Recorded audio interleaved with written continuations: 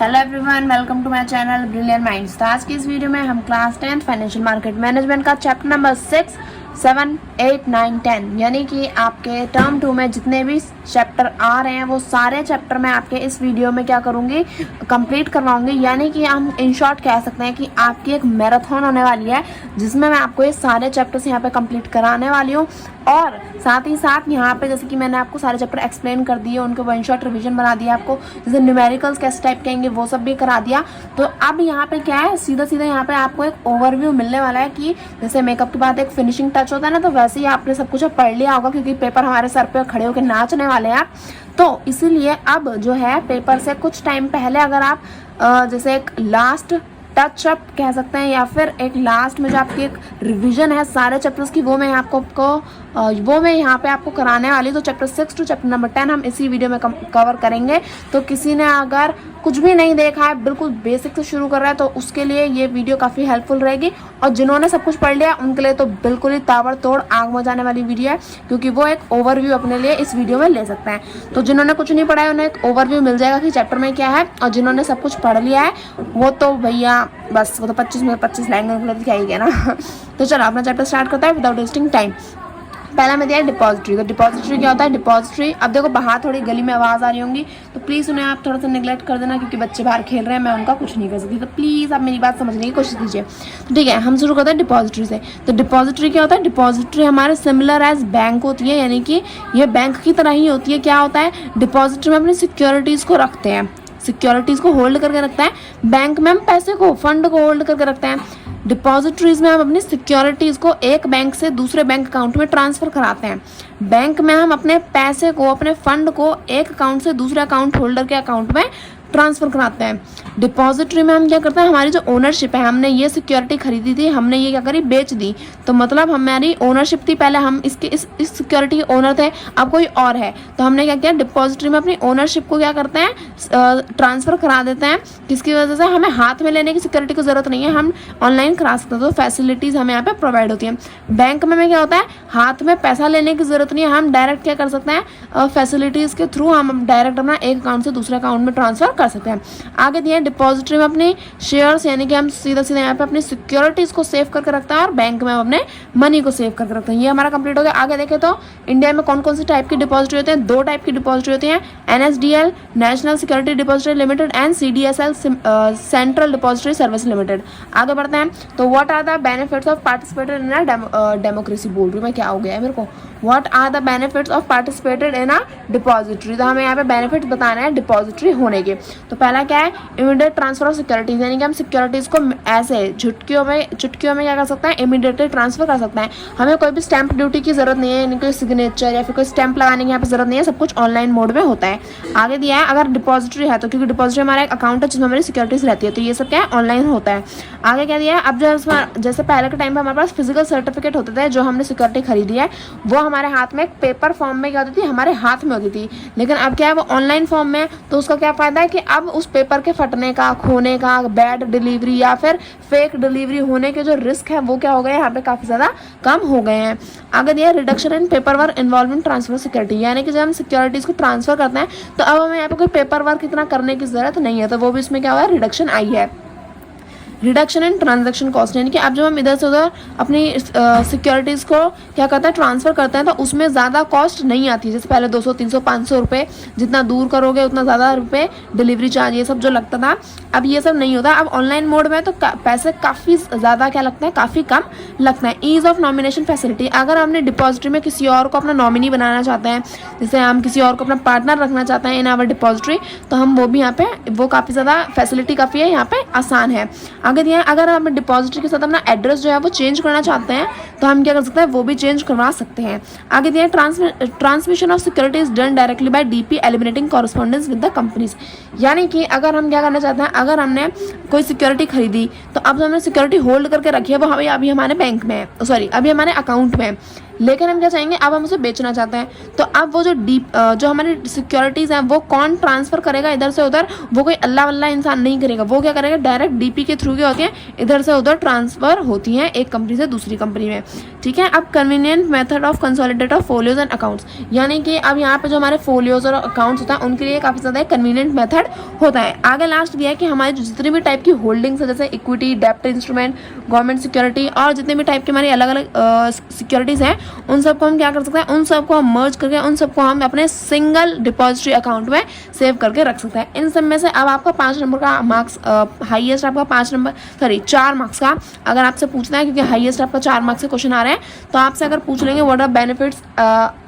Benefits of participating in democracy नहीं depository, यानी कि अगर आपको डिपॉजिटरी के क्या बनाना है, बेनिफिट्स बताने हैं, तो आप इनमें से कोई भी 4 या 5 पॉइंट अपने यहाँ पे लिख सकते हैं। यहाँ पे हमारा कंप्लीट हो गया। अपना नेक्स्ट पेज हम स्टार्ट करते हैं। आगे हमें दिया है हु इज डिपॉजिटरी पार्टिसिपेंट, यानी कि डीपी कौन होता है। तो डीपी कौन होता है, डिपॉजिटरी क्या करती है, अपने इन्वेस्टर्स को सर्विस प्रोवाइड कराती है। तो सर्विस कौन प्रोवाइड कराता है, भूता के तो करेंगे नहीं है। डिपॉजिटरी जो है अपने एजेंट्स के थ्रू क्या कराती है, लोगों को अपनी सर्विस प्रोवाइड कराती है, तो उन्हें उन एजेंट्स को हम बोलते हैं डिपॉजिटरी पार्टिसिपेंट। अब ये एजेंट होते कौन कौन है, वो होता हमारे बैंक, फाइनेंशियल इंस्टीट्यूशंस और सेबी रजिस्टर्ड ट्रेडिंग मेंबर। तो ये सारे हमारे डीपी में होता है। तो आप 3 नाम लिख सकते हैं, bank, financial institutions and SEBI registered trading member. क्या होता है, हमारे डीपी पार्टिसिपेंट होते हैं, यानी कि डिपॉजिटरी पार्टिसिपेंट होते हैं। अब हमें क्या, अपने डिपॉजिटरी अकाउंट में मिनिमम बैलेंस लगने की जरूरत है। मिनिमम बैलेंस का मतलब यहाँ पे पैसे की बात नहीं कर रहे हैं हम, यहाँ पे बात कर रहे हैं कि हमें मिनिमम नंबर ऑफ सिक्योरिटी रखने की ज़रूरत है या नहीं। तो नहीं, अगर हमारे अकाउंट में 0 सिक्योरिटी भी हैं तब भी हमारा अकाउंट चलता रहेगा।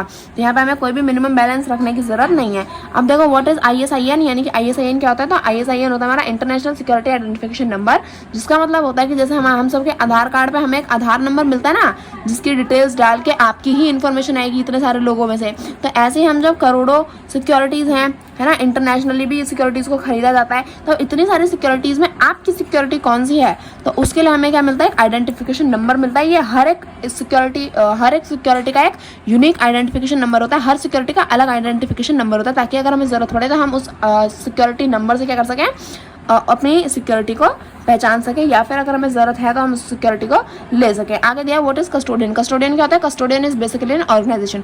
कस्टोडियन क्या एक ऑर्गेनाइजेशन है, जिसकी वजह से क्या होता है, ये अपने जो क्लाइंट हैं, अपने इन्वेस्टर्स के अकाउंट को क्या रखती है, अकाउंट को नहीं, अपने इन्वेस्टर्स की सिक्योरिटीज़ को रजिस्टर करके रखती है और सेफ गार्ड, यानी कि सेफ करके रखती है। अब कस्टोडियन के 3 मेन फंक्शंस होते हैं या फिर 3 फीचर्स होते हैं। वो कौन कौन से हैं, मेंटेन क्लाइंट सिक्योरिटी अकाउंट, यानी कि जो क्लाइंट है, जो इन्वेस्टर है, उसका सिक्योरिटी अकाउंट को मेंटेन करना। दूसरा, जितने भी बेनिफिट्स और राइट हैं उसकी सिक्योरिटी से रिलेटेड, वो हमें बताती है। तीसरा, अब जितनी भी क्लाइंट को इन्फॉर्मेशन रिक्वायर्ड है, यानी कि उसकी सिक्योरिटी से रिलेटेड, उसके बेनिफिट से रिलेटेड, उसके राइट से रिलेटेड, उसकी मतलब कौन सी नई स्कीम आ रही है, मतलब जो भी उसके इन्फॉर्मेशन की रिक्वायरमेंट है क्लाइंट को या फिर इन्वेस्टर को, वो सारी हमें इन्फॉर्म करती है कौन, कस्टोडियन। आगे अगर हम बात करें तो यहाँ दिया है how can one convert physical holding into electronic holding, यानी कि हम फिजिकल होल्डिंग को इलेक्ट्रॉनिक होल्डिंग में कैसे कन्वर्ट कर सकते हैं, यानी कि फिजिकल पेपर को इलेक्ट्रॉनिक फॉर्म में कैसे चेंज कर सकते हैं। तो वो कर सकते हैं हम डीमेटेरियलाइजेशन के थ्रू, यानी कि डीमेटेरियलाइजेशन क्या होता है, एक प्रोसेस होता है जिसमें हम पेपर फिजिकल होल्डिंग को इलेक्ट्रॉनिक होल्डिंग में कन्वर्ट करते हैं। कैसे, डीमैट रिक्वेस्ट फॉर्म को हमें फिल करना होता है, जो सिक्योरिटी को हमें चेंज करवाना है उस दोनों को अटैच करके दे दो। किसे दे दो, डीपी को दे दो, डिपॉजिटरी पार्टिसिपेंट को आप जाके दे दो, तो फिर वो आपको कन्वर्ट कर देंगे। अब कैन ऑड लॉट शेयर्स भी डीमेटेरियलाइज, तो ऑड लॉट अभी आपके सिलेबस में नहीं है, बस आप इतना याद रखो कि ऑड लॉट शेयर होते हैं जिन्हें हम डीमेटेरियलाइज करा सकते हैं। तो यस, तो अब ये आपके सिलेबस में नहीं है, तो इससे रिलेटेड क्वेश्चंस भी आपके नहीं आएंगे। आगे दिया है कि डीमेटेरियलाइज शेयर्स के भी क्या डिस्टिंक्टिव नंबर होते हैं, जैसे हमें ISIN नंबर मिला था, अब वो समझो वो फिजिकल सर्टिफिकेट था, अब हमने उसे इलेक्ट्रॉनिक फॉर्म में चेंज करा दिया, तो क्या उसका अलग नंबर मिलेगा, तो नहीं। आप थे ये बचपन में, आपका नाम जैसे राज था, तो अब राज बड़ा हो गया, तो क्या उसका नाम कुछ और हो जाएगा, क्योंकि उसकी फॉर्म चेंज हो गई, तो क्या वो कुछ और हो जाएगा, नहीं। तो आपकी जो सिक्योरिटी थी वो फिजिकल सर्टिफिकेट थी, यानी कि फिजिकल फॉर्म में थी, अब क्या हुआ, बस वो इलेक्ट्रॉनिक फॉर्म में आ गई, तो वो है तो वही ना, तो इसलिए कोई भी डिस्टिंक्ट नंबर नहीं मिलेगा। आपकी जो पहला नंबर था, जो पहला ISIN था, वही आपका सेम रहेगा। अब क्या, हमने फिजिकल सर्टिफिकेट्स को इलेक्ट्रॉनिक, यानी कि जो हमारे इलेक्ट्रॉनिक होल्डिंग्स है, जो अभी हमने इलेक्ट्रॉनिक फॉर्म में चेंज करी थी, क्या उन्हें हम हम वापस फिजिकल होल्डिंग में चेंज कर सकते हैं? तो यस, हम ऐसा भी कर सकते हैं। वो कौन सा प्रोसेस है? वो है रीमेटलाइजेशन। इसमें हम क्या करते हैं, इसमें हम रीमैट रिक्वेस्ट फॉर्म को फिल करते हैं और जो सिक्योरिटी को हमें वापस फिजिकल फॉर्म में चाहिए उसके बारे में हम बताते हैं और फिर क्या होता है, वो हमें फिजिकल फॉर्म में यहाँ पे हमें दे दी जाती है। अब हमें दिया है कैन वन डीमेटलाइज हिज डेप्ट instrument, mutual fund unit, government security in his demat account. यानी कि क्या हम अपनी जो अलग अलग सिक्योरिटी है जैसे डेप्ट instrument, mutual fund, government security, इन सबको डीमेटलाइज करा के यानी कि इलेक्ट्रॉनिक फॉर्म में चेंज करा के अपने डीमैट अकाउंट में रख सकते हैं? तो यस, आप सारी सिक्योरिटीज़ को अलग अलग भिन्न भिन्न प्रकार की सिक्योरिटीज़ को क्या कर सकते हो, डीमेटलाइज करा सकते हो, इलेक्ट्रॉनिक फॉर्म में कन्वर्ट करा सकते हो और फिर उसे अपने सिंगल डीमैट अकाउंट में सेव करके रख सकते हो। तो इसी के साथ हमारा जो चैप्टर नंबर 6 है वो पूरी तरह क्या हो गया है, वो पूरी तरह हो गया है कंप्लीट। अब अपने चैप्टर नंबर 7 की तरफ हम आगे बढ़ते हैं। तो मैराथन में जोर की रेस में हमें बहुत जल्दी जल्दी तेज आगे बढ़ना है। तो आगे बढ़ते हैं अपने चैप्टर नंबर 7 पे। आगे दिया हमें चैप्टर नंबर 7। अब हम चैप्टर नंबर 7 स्टार्ट करते हैं। Mutual fund. तो म्यूचुअल फंड क्या होता है? म्यूचुअल फंड हमारी एक सिक्योरिटी है जिसमें हम इन्वेस्टर्स क्या करते हैं, अपना पैसा इन्वेस्ट करते हैं। तो अब अगर हम आगे देखें तो म्यूचुअल फंड को रेगुलेट कौन करता है? तो म्यूचुअल फंड को रेगुलेट करती है SEBI, security exchange board of India. ये हर टाइप के जितने भी म्यूचुअल फंड हैं स्टॉक मार्केट में, उन सभी म्यूचुअल फंड को कौन क्या करता है, रजिस्टर करता है? Securities exchange board of India यानी कि सेबी क्या करती है, रेगुलेट करती है। आगे दिया है what are benefit of investing in mutual fund. तो हमें बेनिफिट्स बताना है। पहला, स्मॉल इन्वेस्टमेंट, यानी कि हम म्यूचुअल फंड में छोटी से छोटी इन्वेस्टमेंट भी कर सकते हैं। हमें यहाँ पे अपना लाखों रुपए लगाने की जरूरत नहीं है, हम 500 रुपये 100 रुपये से भी अपनी इन्वेस्टमेंट स्टार्ट कर सकते हैं। आगे दिया प्रोफेशनल फंड मैनेजमेंट, यानी कि आपने सिर्फ पैसा देना है। अब ये पैसा कहाँ पे, कौन सी कंपनी में, कौन से शेयर में, कौन सी क्लास में, कहाँ पे कैसे लगने का, तो ये जो प्रोफेशनल लोग होते हैं, जो एक्सपर्ट लोग होते हैं, वो ये लोग क्या करते हैं, काम करते हैं। हाँ, सिर्फ हम पैसा देते हैं, काम एक्सपर्ट लोगों का होता है। तो यहाँ पे हमारा जो पैसा है वो प्रोफेशनली क्या जाता है, मैनेज किया जाता है। यानी कि प्रोफेशनल फंड मैनेजमेंट, जो प्रोफेशनल लोग होते हैं वो इसे क्या करता है, मैनेज करते हैं हमारे पैसे को। आगे दिए स्प्रेडिंग रिस्क। अब म्यूचुअल फंड में हम सिर्फ एक ही कंपनी में पैसा नहीं लगाते, हम different type of company, different type of sector में क्या करते हैं, डिफरेंट टाइप ऑफ शेयर्स में क्या करते हैं, इन्वेस्ट करते हैं। तो अब अगर हमारा एक शेयर डूब जाता है लेकिन बाकी के शेयर्स अगर ग्रो करते हैं तो हमारा जो रिस्क है वो कम हो जाता है। तो यहाँ पे रिस्क को क्या कहा जाता है, स्प्रेड, एक मिनट बस, रिस्क को यहाँ पे स्प्रेड किया जाता है। आगे दिए ट्रांसपेरेंसी। तो जो म्यूचुअल फंड है उसमें हमें क्लाइंट को यानी कि इन्वेस्टर को सारी इन्फॉर्मेशन प्रोवाइड की जाती है कि आपकी सिक्योरिटी का क्या हो रहा है, कहाँ पैसा लग रहा है, क्या क्या आपके पास नई स्कीम है, क्या आपके पास इन्वेस्टमेंट पॉलिसीज है। तो वो सारी ट्रांसपेरेंसी यहाँ पे हम इन्वेस्टर को प्रोवाइड करते हैं। चॉइस में यानी कि हमारे पास बहुत सारे म्यूचुअल फंड होते हैं जिसमें इन्वेस्टर अपनी मर्जी से, अपनी चॉइस के हिसाब से क्या कर सकता है, किसी भी एक या दो या तीन जो जितने भी म्यूचुअल फंड चाहिए वो उसे चूज करके उसमें इन्वेस्ट कर सकता है। तो हमारे पास वाइड वैरायटी होती है जिसमें से इन्वेस्टर चूज कर सकता है। आगे दिया रेगुलेशंस। तो यानी कि म्यूचुअल फंड क्या होता है, ऐसा ही नहीं कि कोई भी अल्लाह पल्ला आदमी आके म्यूचुअल फंड खोल लेगा। वो क्या है, वो रेगुलेट किए जाते हैं सेबी के थ्रू। तो यानी कि ये क्या है, काफ़ी ज़्यादा रजिस्टर्ड है, काफ़ी ज़्यादा सेफ है, जिसमें आप अपनी इन्वेस्टमेंट कर सकते हैं। आगे दिया नेव। तो नेट एसेट वैल्यू, यानी कि अब जब हम क्या करते हैं, जब हम म्यूचुअल फंड में इन्वेस्ट करते हैं तो हम डायरेक्टली शेयर या फिर डायरेक्टली कोई भी सिक्योरिटी नहीं खरीद रहे, हम क्या करना है, किसी और के थ्रू खरीद रहे हैं। तो यानी कि हमने डायरेक्ट कोई शेयर नहीं खरीदा, हमने क्या किया, हमने नेव तो नहीं कहूँगी मैं, आपने यूनिट खरीदी, हम ऐसा कह सकते हैं। तो आपने कोई डायरेक्ट शेयर नहीं खरीदा, आप कहोगे कि हमने यूनिट खरीदी। तो अब उस यूनिट की भी कुछ वैल्यू होती होगी कि 10 रुपये की, 20 रुपये की, 50 रुपये की, 100 रुपये की, 200 रुपये की। तो वो हम कैलकुलेट करते हैं नेव से। नेव कैसे आप निकालेंगे, तो यहाँ पर इसका फॉर्मूला दे रखा है, NAV per unit is simply the net value of asset divided by the number of unit outstanding. यानी कि फॉर एग्जांपल आपके असेट्स की वैल्यू है 50,000, तो यहाँ अगर मैं लिखूँ, अगर आपके असेट्स की वैल्यू है 50,000, तो यानी कि और आपके पास divided by the number of units outstanding, और आपके पास कितनी यूनिट्स हैं, आपके पास है 100 यूनिट्स। तो यानी कि ये कैंसिल हो गया, यानी कि आपका नेव क्या है, आपके असेट्स की वैल्यू क्या है, वो है 500। तो इस तरह से आप नेव को कैलकुलेट कर सकते हैं। अब जो हमारा नेक्स्ट पेज है उसे हम स्टार्ट करते हैं। आगे अब हमें दिया है कि are there any risk involve in investing in mutual fund, यानी कि जब हम म्यूचुअल फंड में इन्वेस्ट करते हैं तो क्या कोई रिस्क इन्वॉल्व होता है। तो यस, यहाँ पे कोई भी चीज़ इस ज़िंदगी में मतलब इस दुनिया में सिर्फ मौत के अलावा कुछ भी ऐसा परमानेंट या कंफर्म नहीं है कि वो होगा ही होगा, या कुछ भी श्योरिटी नहीं है। यहाँ पे म्यूचुअल फंड में भी ऐसा कोई परमानेंट नहीं है कि आपको रिटर्न मिलेगा ही मिलेगा, आपका रिस्क नहीं है यहाँ पे, ऐसा कुछ नहीं है। यहाँ पे भी रिस्क होता है, तो इस दुनिया में किसी भी चीज़ की श्योरिटी नहीं है। तो अब देखें तो यहाँ पे 4 टाइप के रिस्क यहाँ पे मैंने रखा है। पहला है मार्केट रिस्क, यानी कि जब ओवरऑल मार्केट में ही डाउन चल रहा है। फॉर एग्जांपल जैसे कोरोना आ गया था, अब जैसे यूक्रेन और रशिया की वॉर चल रही है, तो इसकी वजह से भी स्टॉक मार्केट जो है वो डाउन है, अगर आपको पता है तो अभी भी ये यूक्रेन और रशिया की वजह से स्टॉक मार्केट डाउन चल रही है। या फिर अगर कोई नेचुरल डिजास्टर आ जाता है जिसकी वजह से ओवरऑल पूरी स्टॉक मार्केट पे ही इफेक्ट पड़े, तो वो हमारा एक रिस्क होता है। सेकंड है non market risk. For example आपने किसी कंपनी में इन्वेस्ट किया, अब वो जो आपने जिस कंपनी में इन्वेस्ट किया वो कंपनी ने ही कुछ कालाकांडी कर दी, यानी कि उस कंपनी से ही कुछ गलती हो गई, या फिर वो कंपनी डूब गई, या फिर वो कंपनी में कुछ प्रॉब्लम चल रही है, तो उसकी वजह से क्या होगा, तो उस कंपनी में जो रिस्क है वो क्या है, वो नॉन मार्केट रिस्क है, क्योंकि मार्केट में पूरी रिस्क नहीं है, उस कंपनी में ही डिफॉल्ट है। आगे दिया इंटरेस्ट रेट रिस्क, यानी कि जब हमारा इंटरेस्ट रेट और बॉन्ड प्राइस दोनों क्या है, अपोजिट है।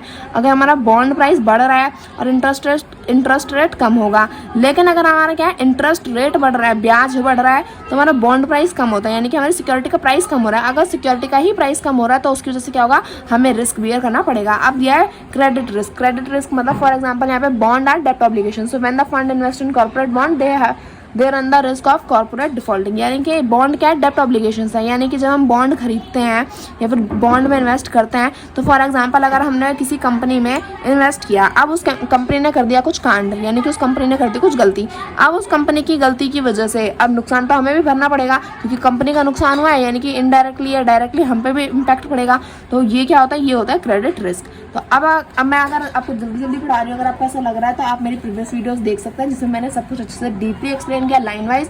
यहाँ पे हम कर रहे हैं अपनी मैराथन की प्रैक्टिस इन द सेंस मैं कह सकती हूँ, यहाँ पे हम कर रहे हैं अपने पेपर की प्रैक्टिस, ताकि हम पेपर में अच्छा स्कोर कर पाएँ, इसलिए मैं आपको ओवरव्यू यहाँ पे देती चल रही हूँ। आगे दिया है different type of mutual fund. Mutual fund कितने टाइप के होते हैं, तो इक्विटी फंड, ग्रोथ फंड, यानी कि जिसमें हम क्या करना है, जिसमें हम कंपनी के डायरेक्ट इक्विटी शेयर्स को खरीदना है, वो होता है इक्विटी फंड। इसमें हमें क्या करता है, डायरेक्ट हमें सीधा हमें अपना पैसा बढ़ाना होता है, इसलिए हम डायरेक्ट इक्विटी फंड में पैसा इन्वेस्ट कर देता है। डाइवर्सिफाइड फंड, यानी कि जब हम अलग अलग सेक्टर्स में इन्वेस्ट करें, फॉर एग्जांपल ऑटोमोबाइल सेक्टर में, आईटी सेक्टर में, या फिर अपने किसी भी और सेक्टर में जिसमें आप इन्वेस्ट करना चाहो, तो डिफरेंट सेक्टर में इन्वेस्ट करता है। सेक्टर फंड क्या होता है, जिसमें हमें परमानेंट नहीं, पर्टिकुलरली किसी एक पर्टिकुलर सेक्टर में इन्वेस्ट करें। फॉर एग्जांपल अगर मैं पावर सेक्टर में इन्वेस्ट करूँ, जैसे एनटीपीसी हो गया हमारा, है ना, थर्मल पावर सेक्टर, ये जो होता है इसमें एक पर्टिकुलर सेक्टर में इन्वेस्ट करूँ, तो वो होता है हमारा सेक्टर फंड।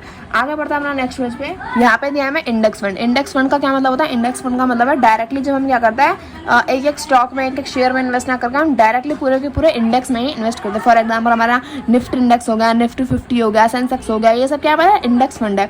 तो हम क्या करते हैं, जब डायरेक्टली इंडेक्स में ही इन्वेस्ट कर देता है। टैक्स सेविंग फंड, जिसमें हम ऑब्वियसली बात है, नाम से पता चल रहा है, जिसमें हमारा टैक्स सेव करता है, तो वो वाले फंड। डेप्ट इनकम फंड, यानी कि जिसमें हम क्या करते हैं, this fund invest predominantly high rated fixed bearing like, अच्छा, डेप्ट इनकम फंड है, जैसे हम बॉन्ड, डिबेंचर, गवर्नमेंट सिक्योरिटीज में जब हम इन्वेस्ट करते हैं, तो वो होता है हमारा डेप्ट इनकम फंड। ये क्या होता है, मीडियम से लॉन्ग टर्म इन्वेस्टमेंट के लिए ज़्यादा अच्छा रहता है, इसमें हमारी एक रेगुलर इनकम हो रही होती है। लिक्विड फंड और मनी मार्केट फंड क्या होता है, जिसमें हम अपने पैसे को इन वेरी शॉर्ट पीरियड हम क्या करते हैं, कैश में कन्वर्ट कर ले। फॉर एग्जांपल अगर हमने आज इन्वेस्ट किया और हमें अगले दिन पैसा चाहिए, तो हम एक दिन में भी अपने फंड को बेचकर, सेल कर वापस पैसा ले सकते हैं। तो काफ़ी ज़्यादा लिक्विड होता है, इसमें काफ़ी ज़्यादा लिक्विडिटी होती है, हम कैश में तुरंत कन्वर्ट कर सकते हैं। गिल्ट फंड मतलब जब कोई ऐसा फंड जिसमें सेंट्रल या फिर स्टेट गवर्नमेंट सिक्योरिटीज़ में जब हम इन्वेस्ट करते हैं, यानी कि जिसमें हमारी गवर्नमेंट जो है वो उसमें अपना एक क्या कर रही है, एक सिक्योर रिटर्न हमें प्रोवाइड कर रही है। जब गवर्नमेंट के थ्रू हम कोई सिक्योरिटी यहाँ पे इशू करी जा रही है, तो वो क्या हो जाता है, हमारा गिल्ट फंड हो जाता है। बैलेंस फंड, यानी कि जब हम इक्विटी शेयर्स और हमारे जो डेप्ट इनकम वाले फंड थे ना, जब हम दोनों में इन्वेस्ट करते हैं, यानी कि आधा पैसा हमने इक्विटी में लगा दिया, आधा पैसा हमने डेप्ट में लगा दिया, तो वो क्या होता है, तो वो होता है हमारा बैलेंस फंड। आगे दिया हमारा ओपन एंडेड फंड।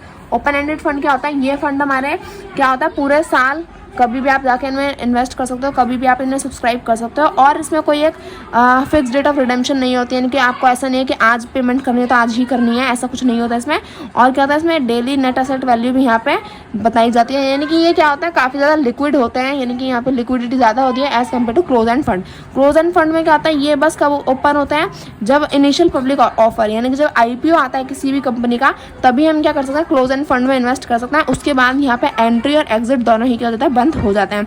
और यहाँ पे क्या होता है, ये एक फिक्स डेट ऑफ रिडेम्पशन यहाँ पे होती है। तो ये हमारा कंप्लीट हो गया। अब हम नेक्स्ट में स्टार्ट करते हैं। आगे हमें दिया है what are different investment plan in mutual fund, यानी कि म्यूचुअल फंड में इन्वेस्ट करने के कौन कौन से प्लान होता है। तो यहाँ पे दो टाइप के प्लान है। पहला है ग्रोथ प्लान और डिविडेंड प्लान। ग्रोथ प्लान का मतलब जब हम इक्विटी में इन्वेस्ट करते हैं और हमारा पूरा मेन मोटिव क्या होता है, हमारा पूरा मेन मोटिव होता है कि हमें एक्स्ट्रा पैसा, यानी कि हमें ज़्यादा पैसा कमाना है, तो हम ग्रोथ प्लान में इन्वेस्ट करेंगे। और डिविडेंड प्लान का मतलब होता है कि हमने आज एक कंपनी के डिविडेंड में डेट इंस्ट्रूमेंट में क्या किया, इन्वेस्ट किया, अब हमें महीने का महीना इंटरेस्ट वापस मिलता रहे, तो यहाँ पे हमें महीने की कमाई होती रहे, तो वो होता है डिविडेंड प्लान। लेकिन डिविडेंड री इन्वेस्टमेंट प्लान भी होता है। फॉर एग्जाम्पल, आप किसी को डिविडेंड मिल रहा है लेकिन वो चाहता है कि वो और पैसा कमाना चाह रहा है इसी पैसे को दोबारा इन्वेस्ट करके, तो आपका जो डिविडेंड मिल रहा है आप अपने इन्वेस्टर के आपका इन्वेस्टर आपके बिहाफ पर, यानी कि आपकी जगह पे आपका इन्वेस्टर जो होगा, इन्वेस्टर बोल रही मैं, क्या बोली जा रही हूँ, हे भगवान मुझे क्या हो गया। Dividend declare by the fund are reinvested on the scheme behalf of the investor, यानी कि आप जो इन्वेस्टर है उसके बिहाफ पर क्या होगा, उसकी जगह पर आप कोई और क्या करेगा, वो आपका जो डिविडेंड मिल रहा है वो क्या करेगा, उसे दोबारा री इन्वेस्ट कर देगा। यानी कि आपको जो डिविडेंड मिल रहा है आपको उसे अगर आप दोबारा री इन्वेस्ट करोगे तो वो हो जाता है हमारा डिविडेंड री इन्वेस्टमेंट प्लान। आप देखो यहाँ पे म्यूचुअल फंड होल्डर्स के पास कौन कौन से राइट होते हैं। पहला कि आपका जो यूनिट सर्टिफिकेट है या फिर जो आपका अकाउंट कंफर्मिंग स्टेटमेंट है वो आपको क्या है 6 हफ्तों के अंदर मिल जाता है, जब आप अपना एक म्यूचुअल फंड क्या कर लेते हो, जब आप अपना म्यूचुअल फंड में इन्वेस्ट कर लेते हो। आगे दिया है कि रिसीव इन्फॉर्मेशन अबाउट पॉलिसीज, यानी कि आपने म्यूचुअल फंड में इन्वेस्ट किया है तो अलग अलग पॉलिसीज, अलग अलग इन्वेस्टमेंट ऑब्जेक्टिव, फाइनेंशियल पोजीशन और जो भी अलग अलग स्कीम्स आ रही हैं उसके बारे में आपको इन्फॉर्मेशन मिलती रहती है। अब डिविडेंड अगर डिक्लेयर हो गया तो आपको 30 दिन के अंदर यहाँ पे आपको, यानी कि जो म्यूचुअल फंड होल्डर है उन्हें यहाँ पे मिल जाता है। आगे दिया है कि trustees shall be bound to make such disclosure to unit holder as essential to keep them informed. अच्छा, जो ट्रस्टीज होते हैं उनका क्या होता है, उनको एक रिस्पॉन्सिबिलिटी दी जाती है कि यानी कि जो उनका इन्वेस्टर है, यानी कि जो क्लाइंट है, उनको क्या होना चाहिए, हर चीज़ की इन्फॉर्मेशन होनी चाहिए कि क्या इन्वेस्टमेंट पॉलिसी है, क्या नई स्कीम आई है, क्या नया म्यूचुअल फंड आया है, क्या इंटरेस्ट रेट है, यानी कि सारी इन्फॉर्मेशन, क्या रिस्क है, क्या रिटर्न है, क्या राइट्स हैं उनके पास, तो सारी इन्फॉर्मेशन यहाँ पे हमें ट्रस्टीज जो है वो अपने म्यूचुअल फंड होल्डर्स को यहाँ पे बताते हैं। आगे में दिया है 75% of the unit holders with the prior approval of SEBI can terminate AMC of the fund, यानी कि असेट मैनेजमेंट कंपनी, यानी कि अगर आपकी जो असेट मैनेजमेंट कंपनी है जो आपका पैसा यहाँ पे मैनेज करती है, अगर आपको वो पसंद नहीं है तो आप क्या कर सकते हो, सेबी की हेल्प से अप्रूवल लेके आप उसे यहाँ पे टर्मिनेट कर सकते हो, उसे हटा सकते हो। आगे दिया है कि अगर आपको म्यूचुअल फंड में कोई स्कीम पसंद नहीं आ रही तो 75% यूनिट होल्डर को मिलकर क्या करना पड़ेगा, एक रेजोल्यूशन वो पास करना पड़ेगा और वो स्कीम को हटा सकता है। फॉर एग्जाम्पल, अगर टोटल 100 लोग हैं तो उसमें से 75 लोगों को क्या करना पड़ेगा, आपके साथ खड़ा होना पड़ेगा। आगे दिया है अगर आपको कोई प्रॉब्लम है, कोई कन्फ्लिक्ट है, कोई कंप्लेन है तो आप क्या कर सकते हो, सेबी के पास जाके अपनी कंप्लेन को फाइल करा सकते हो। सेबी आपकी क्या करेगा, म्यूचुअल फंड होल्डर अगर आप हो तो सेबी आपकी हेल्प करेगा उस प्रॉब्लम को, उस कंप्लेन को सॉल्व करने में।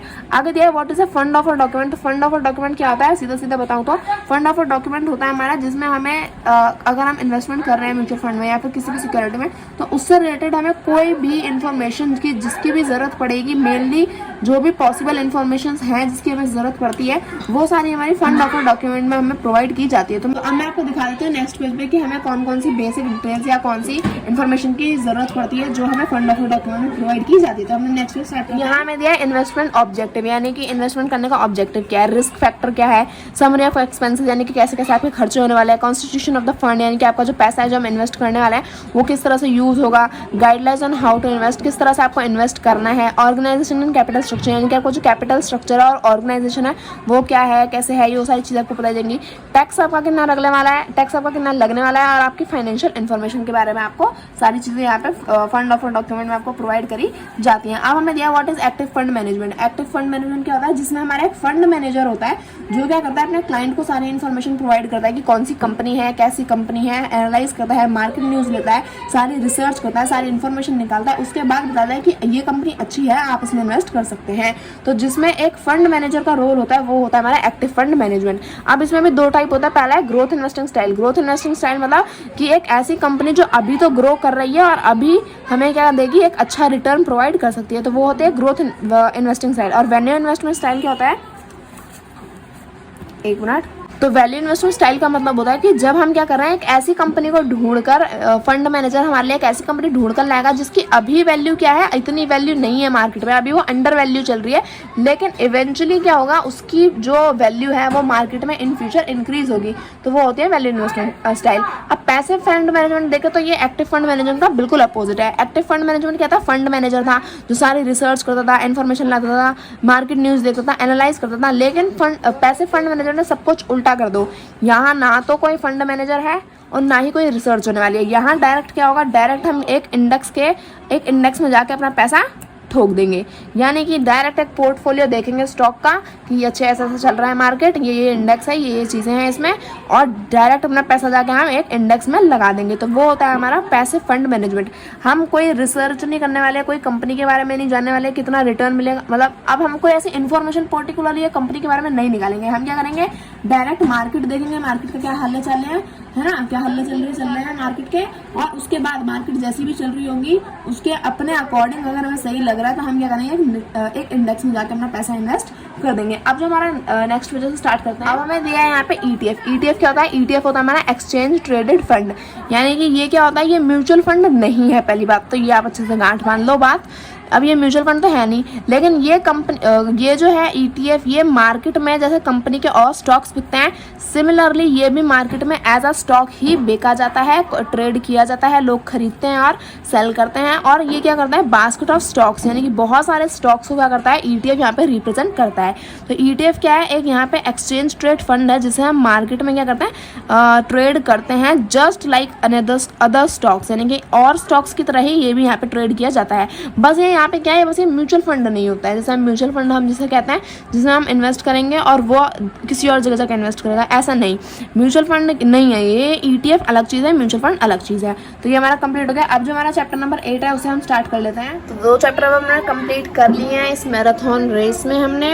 अब देखो, आई होप आपको ओवरव्यू अच्छे से मिल रहा होगा, आपको सब कुछ अच्छे समझ में आ रहा होगा। एक लास्ट रिवीजन आपकी हो रही है क्योंकि भाई पेपर अब बस तबाही में जाने वाले हैं, तो पेपर आने वाले हैं, तो एक लास्ट रिवीजन आप अपने यहाँ पे कर लेना। तो अब हमारा चैप्टर नंबर 8 हम स्टार्ट करते हैं, मिसलेनियस। तो सबसे पहले हमारा कॉर्पोरेट एक्शंस। कॉर्पोरेट एक्शंस क्या होता है, कॉर्पोरेट एक्शंस हमारे वो एक्शंस होते हैं जब एक कंपनी क्या करती है, डिसाइड करती है या फिर कंपनी कोई एक ऐसा काम करती है या फिर एक्शन लेती है जिसमें क्या होता है, उसकी सिक्योरिटीज़ पर क्या करता है, एक इफेक्ट पड़ता है। फॉर एग्जाम्पल उसकी जो सिक्योरिटी है उसका प्राइस चेंज हो गया, या फिर उसकी सिक्योरिटीज़ जो हैं वो इंक्रीज या डिक्रीज हो गई, या उसके शेयर होल्डर्स इंक्रीज या डिक्रीज हो गए, या फिर जो उसकी फेस वैल्यू है उसकी सिक्योरिटी की, उसके प्राइस की, वो चेंज हो गई। तो ये सारी चीज़ें क्या आती हैं, ये हमारे कॉर्पोरेट एक्शंस में आती हैं। अब corporate action are typically agreed upon companies board of director, यानी कि जो कॉर्पोरेट एक्शन है वो एग्री किसके बेसिस पे किया जाता है, कंपनी बोर्ड ऑफ डायरेक्टर्स के थ्रू, और ऑथराइज्ड किसके थ्रू किया जाता है, वो किया जाता है शेयर होल्डर्स के थ्रू। तो ये हमारा हो गया। कॉर्पोरेट एक्शन के एग्जांपल क्या हो जाएंगे, dividend, stock split, right issue, bonus issue etcetera, ये सारी चीज़ें क्या हमारे कॉर्पोरेट एक्शंस की एग्जांपल हैं। आगे अगर हम देखें, what is meant by dividend declared by a company, यानी कि जो कंपनी डिविडेंड डिक्लेयर करती है, डिविडेंड मतलब रिटर्न जो कंपनी डिक्लेयर करती है वो किस हिसाब से करती है। तो यहाँ में दिया है कि जो इन्वेस्टर्स हैं, जो इक्विटी होल्डर्स हैं, उन्हें क्या है, उन्हें दो, ये क्या हो गया, यानी कि जो हमारे इक्विटी होल्डर्स हैं उन्हें क्या है, 2 टाइप में यहाँ पे रिटर्न मिलता है। पहला तो है ग्रोथ इन द वैल्यू, यानी कि ग्रोथ इन द वैल्यू और मार्केट प्राइस, यानी कि सीधा सीधा अगर मैं कहूँ growth in the value of the share, यानी कि अगर हमारे शेयर बढ़ेंगे, शेयर इंक्रीज होंगे तो ऑब्वियसली बात है रिटर्न हमें प्रोवाइड होगा। और दूसरा दिया है डिविडेंड, और dividend is distributed by a part of company earning to share holders usually twice a year, यानी कि डिविडेंड क्या, अब डिविडेंड जो हमारा रिटर्न है, अगर कंपनी की ग्रोथ अच्छी चल रही है, कंपनी की जो अर्निंग है, जो कंपनी की कमाई है वो भी अच्छी खासी हो रही है, तो वो क्या करेगी, वो अपने शेयर होल्डर्स को रिटर्न प्रोवाइड करती है, यूजुअली 2 बार इन अ ईयर, यानी कि जनरली क्या करती है, वो 1 साल में 2 बार डिविडेंड प्रोवाइड करती है अपने इन्वेस्टर्स को, अपने शेयर होल्डर्स को। तो ये हमारा हो गया। अब ये हमें एक एग्जांपल दिया, आप चाहो तो इसे रीड आउट कर सकते हो। अब अगर हम आगे बढ़े तो यहाँ पे क्या दिया, what is meant by dividend yield. Dividend yield का मतलब क्या होता है, तो ये हमें एक रिलेशनशिप बताती है डिविडेंड यील्ड किसके बीच में, करंट स्टॉक प्राइस, यानी कि जो अभी शेयर का प्राइस चल रहा है, अभी जो स्टॉक का प्राइस चल रहा है उसमें, और जो पिछले साल डिविडेंड पे किया गया है, उन दोनों के बीच में जो रिलेशन बताता है वो क्या है, वो है हमारा डिविडेंड यील्ड। फॉर एग्जांपल कि शेयर का प्राइस है 360 और एनुअल डिविडेंड, यानी कि पिछले साल का डिविडेंड क्या था, वो था 10 रुपये का, तो अब डिविडेंड यील्ड क्या होगा, वो हो जाएगा 10 बाय में 360, और परसेंट निकालने का 10 बाय में 360 अगर हमें परसेंटेज निकालनी है तो वो हो जाएगा 10 बाय में 360 मल्टीप्लाई बाय 100, तो आपकी याद है कि आपकी 2.277% आ जाएगी। तो अब ये हो गया। अब अगर हम देखें तो क्या होता है, 1 मिनट बस। हाँ, तो अब अगर हम बात करें तो यहाँ क्या दिया है, historically higher dividend yield is consider to be desirable among investor. यानी कि अगर जनरली क्या होता है, अगर हमारा डिविडेंड यील्ड ज़्यादा है तो वो क्या होगा, वो इन्वेस्टर्स को वो वाली कंपनी ज़्यादा पसंद आती हैं। और a dividend yield is consider to be evidence that stock prices. अच्छा देखो, अगर हमारा डिविडेंड यील्ड क्या है, हाई है, तो उस प्राइस को, स्टॉक प्राइस को, उस स्टॉक को हम क्या मानेंगे, अंडर प्राइस मानेंगे। लेकिन अगर हमारा डिविडेंड यील्ड क्या है, लो है, तो वो क्या होता है, वो हमारा ओवर प्राइस स्टॉक माना जाता है। ओवर प्राइस्ड, हाँ, ओवर प्राइस्ड हमारा क्या माना जाता है, ओवर प्राइस स्टॉक माना जाता है। तो ये हमारा कंप्लीट हो गया। आगे के बचे हुए जो हमारे टॉपिक्स हैं वो हम नेक्स्ट में से स्टार्ट करते हैं। अब हमें दिया है यहाँ पे स्टॉक स्प्लिट। स्टॉक स्प्लिट क्या होता है, ऑब्वियस सी बात है, नाम से पता चल रहा है, जो हमारा स्टॉक होता है, जो हमारा एक पर्टिकुलर शेयर है, उससे हम क्या करते हैं, डिवाइड करते हैं। फॉर एग्जाम्पल, अगर हमारे पास, मैं यहाँ पे पेंसिल से करके दिखा रही हूँ, बुक गंदी नहीं करनी। फॉर एग्जाम्पल, पहले हमारे पास 10 शेयर थे, अब कंपनी ने क्या करना, स्टॉक स्प्लिट कर दिया, यानी कि अब उसे 10 से डिवाइड करके उन्होंने 10 और 10 यानी कि टोटल मिला के 20 शेयर कर दिया। तो पहले सोचो कि 10 शेयर की वैल्यू थी, एक शेयर की वैल्यू थी 10 रुपये, यानी कि 10 शेयर की वैल्यू 100 रुपये। तो अब यहाँ पे ये इन्होंने क्या किया, 10 को डिवाइड कर दिया 2 पार्ट में, 10 को डिवाइड कर दिया 10 को डिवाइड कर दिया उन्होंने 20 में। तो यानी कि पैसे क्या हो गए होंगे, आधे हो गए होंगे। यानी कि सोचो कि पहले मार्केट कैपिटलाइजेशन थी 100, ठीक है, मार्केट कैपिटलाइजेशन है हमारी, मार्केट कैपिटलाइजेशन है यहाँ पे हमारी 100, और नंबर ऑफ शेयर्स है हमारे पास 10, तो यानी कि 10 डिवाइडेड बाय 100, यानी कि हर एक स्टॉक की प्राइस क्या है, 10 रुपये। लेकिन मार्केट कैपिटलाइजेशन तो स्टॉक स्प्लिट में सेम रहती है, तो यानी कि मार्केट कैपिटलाइजेशन रहेगी 100, लेकिन अब नंबर ऑफ शेयर्स कितना है, वो है 20। तो अब डिवाइड करेंगे तो अब क्या आंसर आएगा, अब आंसर आएगा हमारा 5। तो स्टॉक स्प्लिट का मतलब होता है जब एक कंपनी क्या करती है, अपने शेयर्स को डिवाइड कर देती है, और मार्केट कैपिटलाइजेशन जो है वो तो सेम रहेगी, मार्केट वैल्यू सेम रहेगी कंपनी की, लेकिन क्या होगा, स्टॉक जो शेयर हैं वो बढ़ जाएंगे और जो शेयर का प्राइस है वो कम हो जाएगा। तो ये होता है हमारा स्टॉक स्प्लिट। ये मैंने बहुत अच्छे से आपको पहले अपनी वीडियोस में एक्सप्लेन कर रखा है। आप स्टॉक स्प्लिट करते क्यों हैं, क्योंकि कंपनी को तो कुछ फायदा हुआ ही नहीं, पहले भी 100 रुपये था, अब भी 100 रुपये है, तो मार्केट वैल्यू नहीं बढ़ी कंपनी की, मार्केट कैपिटलाइजेशन नहीं बढ़ी, तो क्या फायदा स्टॉक स्प्लिट करने का। तो इसमें 2 फायदे हैं। पहला है कि जब हमारा प्राइस कम हो जाता है ना स्टॉक का, तो छोटे छोटे इन्वेस्टर्स भी आके इन्वेस्ट करेंगे। फॉर एग्जांपल, आपके लिए 10 रुपये ज़्यादा बड़ी वैल्यू है, लेकिन अगर आप क्या देखोगे, 10 की जगह 5 का होगा, तो आपको क्या होगा, ओ वाह सस्ता हो गया, मैं भी खरीद लेता हूँ, एक शेयर में रखे जा रहा है। तो इस तरह से क्या होता है, जो इन्वेस्टर्स है वो अट्रैक्ट होता है कंपनी के टूवर्ड्स। और दूसरा रीज़न हमारा जो है वो नेक्स्ट पेज पे, वो मैं आपको दिखाऊंगी और फिर आपको समझाऊंगी। तो मैं नेक्स्ट पेज स्टार्ट करते हैं। सेकंड रीज़न है, अब जब हमारे पास बहुत सारे इन्वेस्टर्स आगे क्या करते हैं, इन्वेस्ट करते हैं, तो जो स्टॉक की लिक्विडिटी है वो इंक्रीज हो जाती है।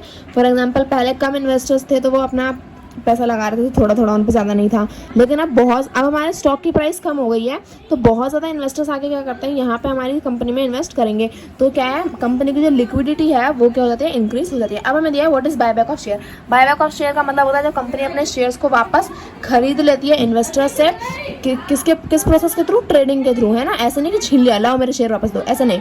वो क्या करेगी कंपनी, जब अपने बायबैक के थ्रू यानी कि अपने ट्रेडिंग के थ्रू क्या करती है, अपने शेयर्स को वापस अपने इन्वेस्टर्स से क्या कर लेती है, वापस ले लेती है, और अपनी ही कंपनी में दोबारा क्या करती है, री इन्वेस्ट करती है। तो उसे हम बोलते हैं बायबैक ऑफ शेयर। अब देखो बायबैक हम कैसे करते हैं, किन किन से करते हैं, तो जो एग्जिस्टिंग शेयर होल्डर्स है कंपनी के, उनसे हम बायबैक कर सकते हैं। दूसरा, ओपन मार्केट में जाकर हम क्या कर सकते हैं, बुक बिल्डिंग, जो हम बुक बिल्डिंग करते थे ना, जो ऑक्शन होते थे, तो उसमें जाकर हम क्या कर सकते हैं, अपने शेयर खरीद सकते हैं।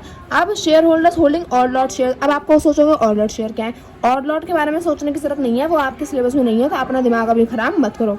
तो जो शेयर होल्डर्स ने ऑड लॉट शेयर्स होल्ड कर रखे हैं, उनसे भी कंपनी क्या कर सकती है, ये अपने शेयर्स को वापस ले सकते हैं। तो ये हमारा बायबैक ऑफ शेयर्स भी यहाँ पे कंप्लीट हो गया। अब अगर हम अपना आगे देखें, यहाँ पे हमें दिया है निफ्टी इंडेक्स, तो इसे हम देख लेते हैं। निफ्टी इंडेक्स क्या है, हम सभी को पता है, इतनी देर से पढ़ते आ रहे हैं, इंडेक्स। तो निफ्टी इंडेक्स क्या है, एक टाइप ऑफ सिक्योरिटी है, जिसमें क्या होता है, हमारे टोटल 50 टॉप स्टॉक्स होते हैं, यानी कि इंडिया की जो हमारी स्टॉक मार्केट है उसके टॉप 50 स्टॉक्स जो है वो हमारे निफ्टी इंडेक्स में होते हैं, जो क्या करते हैं, जो एक्यूरेटली मार्केट की जो मूवमेंट है, यानी कि मार्केट अप जा रही है, डाउन जा रही है, ये हम निफ्टी इंडेक्स को देख के यहाँ पे पता कर सकते हैं। क्योंकि अगर 50 स्टॉक ऊपर नीचे चल रहे हैं तो हम एक ओवरव्यू यहाँ पे लगा सकते हैं कि मार्केट प्राइस कैसा चल रहा है। तो यहाँ पे हमें क्या होता है, निफ्टी इंडेक्स क्या है, साइंटिफिकली डेवलप किया हुआ 50 स्टॉक का एक इंडेक्स है। तो ये हमारा कंप्लीट हो गया। अब अगर हम देखें क्लियरिंग कॉर्पोरेशन, अब हमें आगे दिया है क्लियरिंग कॉर्पोरेशन। तो वो अगर हम देखें तो यहाँ पे क्या होता है, clearing corporation is a part of an exchange. एक मिनट, आई थिंक लाइट थोड़ी कम आ रही है, ओके। क्लियरिंग कॉर्पोरेशन क्या होता है? Clearing corporation is a part of exchange और separate entity and perform 3 main functions. पहला क्या है? पहला पॉइंट है यहाँ पे देखो ये रहा, it clear and settle all transactions, यानी कि जो भी हम स्टॉक मार्केट में ट्रांजेक्शन्स करते हैं, जो ट्रेड करते हैं, है ना, तो ये सब जो हम ट्रांजेक्शन्स करते हैं, तो ये सारी अगर कोई परेशानी हो जाती है तो क्लियरिंग कॉर्पोरेशन से क्लियर करवाता है, सेटल करवाता है हमारी सारी ट्रांजेक्शन्स को।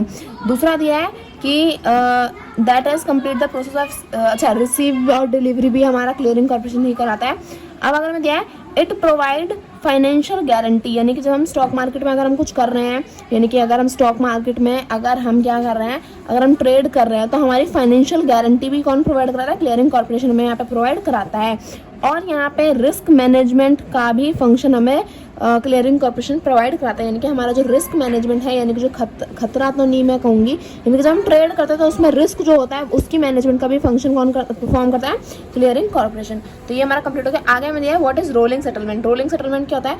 रोलिंग सेटलमेंट का मतलब होता है जब हम क्या करते हैं, जब हम ट्रेडिंग कर रहे होते हैं स्टॉक मार्केट में, तो हमें T+2 के बेसिस पे क्या मिलता है? सिक्योरिटी मिलती है। फॉर एग्जाम्पल अगर हमने मंडे को सिक्योरिटी खरीदी तो हमें वो सिक्योरिटी कब हमारे नाम पे रजिस्टर होगी? वो रजिस्टर हो गया हमारे वेडनेसडे को, यानी कि अगर आपने मंडे को सिक्योरिटी खरीदी तो आपको वेडनेसडे को मिलेगी। तो T मतलब ट्रेड डे, यानी कि मंडे, +2 यानी कि मंडे, ट्यूसडे, वेडनेसडे, यानी आपको 2 दिन बाद आपको सिक्योरिटी क्या हो जाएगी? रजिस्टर हो जाएगी। ये हमारा कंप्लीट हो गया। अब जो हमारा नेक्स्ट पेज है उसे भी हम क्या कर लेते हैं? नेक्स्ट पेज से स्टार्ट कर लेते हैं। अब हमें यहाँ पे आगे दे रखा है व्हाट इज पे इन एंड पे आउट डे। तो पे इन इतनी बार बताया है कि अब तो मैं भी पक गई हूँ, पर फिर भी आपको दोबारा बता देती हूँ। पे इन का मतलब होता है पे इन, पैसा कब अंदर आता है? जब हम कुछ बेचते हैं। तो जब हम अपनी सिक्योरिटीज़ को क्या करते हैं? सोल्ड करते हैं किसके पास? एक्सचेंज के पास, यानी कि जो हमारा स्टॉक एक्सचेंज है उसके पास जब हम क्या करते हैं? अपनी सिक्योरिटीज़ को बेचते हैं, और सारी जो सिक्योरिटीज़ हैं हमारी जब वो एक्सचेंज के पास डिलीवर हो जाती हैं, तो उस दिन को हम क्या बोलते हैं? उस दिन को हम बोलते हैं पे इन डे। और पे आउट हमारा पैसा कब जाता है? जब हम कुछ चीज़ को खरीदते हैं। तो जब हम अपनी सिक्योरिटीज़ को परचेज करते हैं, किससे? एक्सचेंज से, कि हमने सिक्योरिटीज़ एक्सचेंज को बेची थी। अब कोई और इंसान कहाँ से खरीदेगा? एक्सचेंज, स्टॉक एक्सचेंज से खरीद लेगा। तो जिस दिन कोई इंसान सिक्योरिटीज़ को खरीदता है स्टॉक एक्सचेंज से, तो वो दिन क्या होता है? वो होता है हमारा पे आउट डे। तो ये हमारा कंप्लीट हो गया। आगे अगर हम देखें तो ये पे इन और पे आउट डे भी हमारा T+2 के बेसिस पे ही चलते हैं। अब आगे में दिया ऑक्शन। ऑक्शन क्या होता है? ये आप सभी को पता है। ऑक्शन जहाँ पे बोली लगती है ना, जहाँ पे हमने सिक्योरिटीज़ को बोली लगा के खरीदना है, तो वो होता है हमारा ऑक्शन। ऑक्शन एक जगह होती है जहाँ पे ये बोली हमारी सिक्योरिटीज़ के लिए लगती है। आगे में दिया है बुक क्लोजर और रिकॉर्ड डेट। बुक क्लोजर और रिकॉर्ड डेट क्या है? जब कंपनी क्या करती है? अनाउंस करती है, यानी कि कंपनी बताती है कि अब हमारा बुक क्लोजर या रिकॉर्ड डेट आने वाला है, या फिर आज है या कल है। तो जब वो ऐसा अनाउंस कर देती है तो उसके बाद क्या होता है? अनाउंस करने के बाद क्या होता है? जो कंपनी ऐसा अनाउंस क्यों करती है? ताकि कंपनी अपने शेयर होल्डर्स को बताती है कि अब उन्हें जो है इतने टाइम से उन्होंने कंपनी में इन्वेस्ट किया है, तब उन्हें बेनिफिट मिलेंगे, लाइक उन्हें डिविडेंड मिलेगा, रिटर्न मिलेगा, बोनस इशू मिलेंगे, राइट इश्यूज मिलेंगे। तो यानी कि उन्हें अपने शेयर होल्डर्स, कंपनी जब क्या करते हैं अपने शेयर होल्डर्स को बेनिफिट प्रोवाइड कराती है, तो उस दिन उस रिकॉर्ड डेट में उसकी कंपनी के लिस्ट में कितने शेयर होल्डर्स का नाम रजिस्टर्ड है, उन्हें ही ये बेनिफिट क्या होता है? मिलते हैं। आगे में दिया है what is a no delivery period. No delivery period मतलब जैसे आप किसी कंपनी ने बुक क्लोजर या रिकॉर्ड डेट अनाउंस कर दिया, तो उसके बाद तो जैसे लोगों को पता चल गई कि अब बेनिफिट मिलने वाला है, तो कोई भी जाके इन्वेस्ट कर लेगा उस कंपनी में। लेकिन ऐसा ना हो, कंपनी के साथ धोखाधड़ी ना हो, इसलिए क्या होता है? नो डिलीवरी पीरियड अनाउंस हो जाता है। यानी कि अगर किसी कंपनी ने रिकॉर्ड डेट अनाउंस किया है तो उसके बाद क्या होगा? अगर उसके बाद अनाउंस करने के बाद आप उस कंपनी के शेयर्स को खरीदते हो, तो आप खरीद तो लोगे, आपकी ट्रेडिंग तो हो जाएगी, आप यहाँ पे ट्रेड कर सकते हो। लेकिन ट्रेड करने के बाद आपके नाम पे वो डिलीवर कब होंगे? जब नो डिलीवरी पीरियड खत्म हो जाएगा, यानी कि जब ये बेनिफिट्स शेयर होल्डर्स को मिल जाएंगे, उसके बाद आपके नाम पे क्या होगा? आपको आपकी सिक्योरिटी रजिस्टर हो जाएगी। अब what is an ex dividend date. Ex dividend date क्या होती है? The date on or after which security begin trading without the dividend included in the price. यानी कि वो तारीख जब, जिस दिन या फिर उस दिन, जैसे अगर हमने आज का क्या रिकॉर्ड डेट को अनाउंस कर दिया, तो इस दिन और इस दिन के बाद जितने भी इन्वेस्टर्स इस कंपनी के स्टॉक्स को या शेयर्स को या सिक्योरिटीज़ को खरीदेंगे, तो उन्हें भी कोई भी डिविडेंड नहीं मिलेगा। तो वो तारीख और उस तारीख के बाद वाली जितनी भी तारीख हैं जब तक इन्वेस्टर्स खरीदेंगे, उन्हें कोई डिविडेंड जब तक नहीं मिलेगा, वो होता है हमारा एक्स डिविडेंड डेट। और एक्स डेट क्या होता है? The first day of no delivery period, यानी कि जो नो डिलीवरी पीरियड का पहला दिन होता है ना, उसे ही हम क्या बोलते हैं, एक्स डेट बोलते हैं। तो ये हमारा कंप्लीट हो गया। अब हमारा नेक्स्ट पेज जो है उसे चेकआउट कर लेते हैं। आगे हमें दिया है what resources are available to investor client for redressing his grievances, यानी कि अगर कोई कंप्लेन है किसी इन्वेस्टर को या फिर उसके साथ कुछ गलत हुआ है या फ्रॉड हुआ है, तो कुछ भी अगर हमारी परेशानी है क्लाइंट को या इन्वेस्टर को, कोई भी प्रॉब्लम है, तो वो अपनी ये परेशानी कहाँ लेके जाएगा? मंदिर? हे भगवान मेरा पैसा डूब गया, क्या करूं? ऐसा तो कुछ नहीं करेगा ना, मंदिर तो नहीं जाएगा ना, वो एक जगह पे जाएगा। तो वो जगह कौन सी होगी, कहाँ वो अपनी कंप्लेंट को फाइल करवाएगा, कहाँ लॉन्च करवाएगा? तो वो होता है हमारा investor grievances cell, IGC। Full form भी आ सकती है, याद कर लेना। तो अगर आपको कोई भी, अगर इन्वेस्टर्स को कोई भी परेशानी होती है, किसी भी कोई डिस्प्यूट है ब्रोकर से रिलेटेड या सिक्योरिटी से रिलेटेड, कोई भी डिफ़ॉल्ट अगर हुआ है या फिर कोई भी फ्रॉड हुआ है, तो उसके लिए आप कंप्लेन कहाँ, आवाज़ आ रही है प्लीज़ बाहर की आवाज़ों को इग्नोर कर देना। अब देखो, अगर कोई भी कंप्लेंट है आपकी, तो आप इन्वेस्टर ग्रीवेंसेस सेल के पास में जाके अपनी कंप्लेंट को फाइल करवा सकते हो, लॉन्च करवा सकते हो। उसके बाद ये NSC के थ्रू क्या होती है, NSC trading member of SEBI registered, अच्छा ठीक है, यानी कि यहाँ पे अगर आप IGC के पास में अगर जाके आप अपनी कंप्लेंट फाइल कराओगे, तो वो क्या करेंगे, वो उस फाइल को लेके बैठे नहीं रहेंगे, वो आपकी प्रॉब्लम को सॉल्व करने की कोशिश करते हैं और सॉल्व भी करते हैं। लेकिन अब हमारे यहाँ पे एक्सेप्शन आता है, ये होता है हमारा आर्बिट्रेशन। आर्बिट्रेशन का मतलब क्या होता है? आर्बिट्रेशन का मतलब होता है कि अगर हमने IGC के पास, इन्वेस्टर ग्रीवेंसेस सेल के पास अपनी कंप्लेंट फाइल करवाई और वहाँ पे हमारा सोल्यूशन नहीं मिला, तो हम क्या करेंगे, जैसे हमारे लोअर कोर्ट्स और फिर हाई कोर्ट फिर सुप्रीम कोर्ट होता है ना, कि अगर लोअर कोर्ट से रिजल्ट नहीं मिला तो सुप्रीम कोर्ट से रिजल्ट नहीं मिला तो लोअर कोर्ट से रिजल्ट नहीं मिला तो हाई कोर्ट से रिजल्ट नहीं मिला तो सुप्रीम कोर्ट। वैसे ही अब जैसे अगर हमारे पास IGC, इन्वेस्टर ग्रीवेंस सेल्स के पास कोई हमारा सोल्यूशन नहीं है, तो हम कहाँ आ जाएंगे, तो हम आ जाएंगे आर्बिट्रेशन के पास। तो हम यहाँ आके क्या कर सकते हैं, अपनी कंप्लेंट बता सकते हैं, अपनी प्रॉब्लम बता सकते हैं। ये क्या करेंगे, ये अब हमें पूरा हमारा सॉल्यूशन करके ही देंगे, ये हमें आंसर देंगे ही देंगे, इन्हें हमारी प्रॉब्लम को सॉल्व करना ही पड़ेगा। तो ये यहाँ पे हमारे लिए एक प्लस पॉइंट है कि अगर आप IGC में आपका कंप्लेन नहीं हो पा रही है, मतलब सॉल्व नहीं हो पा रही है, तो आप आर्बिट्रेशन में आ सकते हैं। आगे दिया है what is an investor protection fund. IPF क्या होता है? इन्वेस्टर प्रोटेक्शन फंड का मतलब होता है कि अगर कोई ब्रोकर, कोई मार्केट सभी रजिस्टर्ड ट्रेडिंग मेंबर अगर मार्केट में क्या कर देता है, आपकी सिक्योरिटी के साथ में कोई परेशानी खड़ी कर देता है या फिर कोई डिफ़ॉल्ट कर देता है, तो अब इसमें भला इन्वेस्टर क्या करे? इसमें इन्वेस्टर की गलती तो हमारे ब्रोकर ने करी है। तो इन्वेस्टर को प्रोटेक्ट करने के लिए एक फंड बनाया गया है जिसका नाम होता है इन्वेस्टर प्रोटेक्शन फंड। और अगर आपको क्या हो जाता है, अगर आपको कोई डिफ़ॉल्ट कर देता है कोई ब्रोकर आपके लिए, कोई आपको साथ कुछ गलत हो जाता है, तो आपको प्रोटेक्ट करने के लिए यहाँ पे फंड है।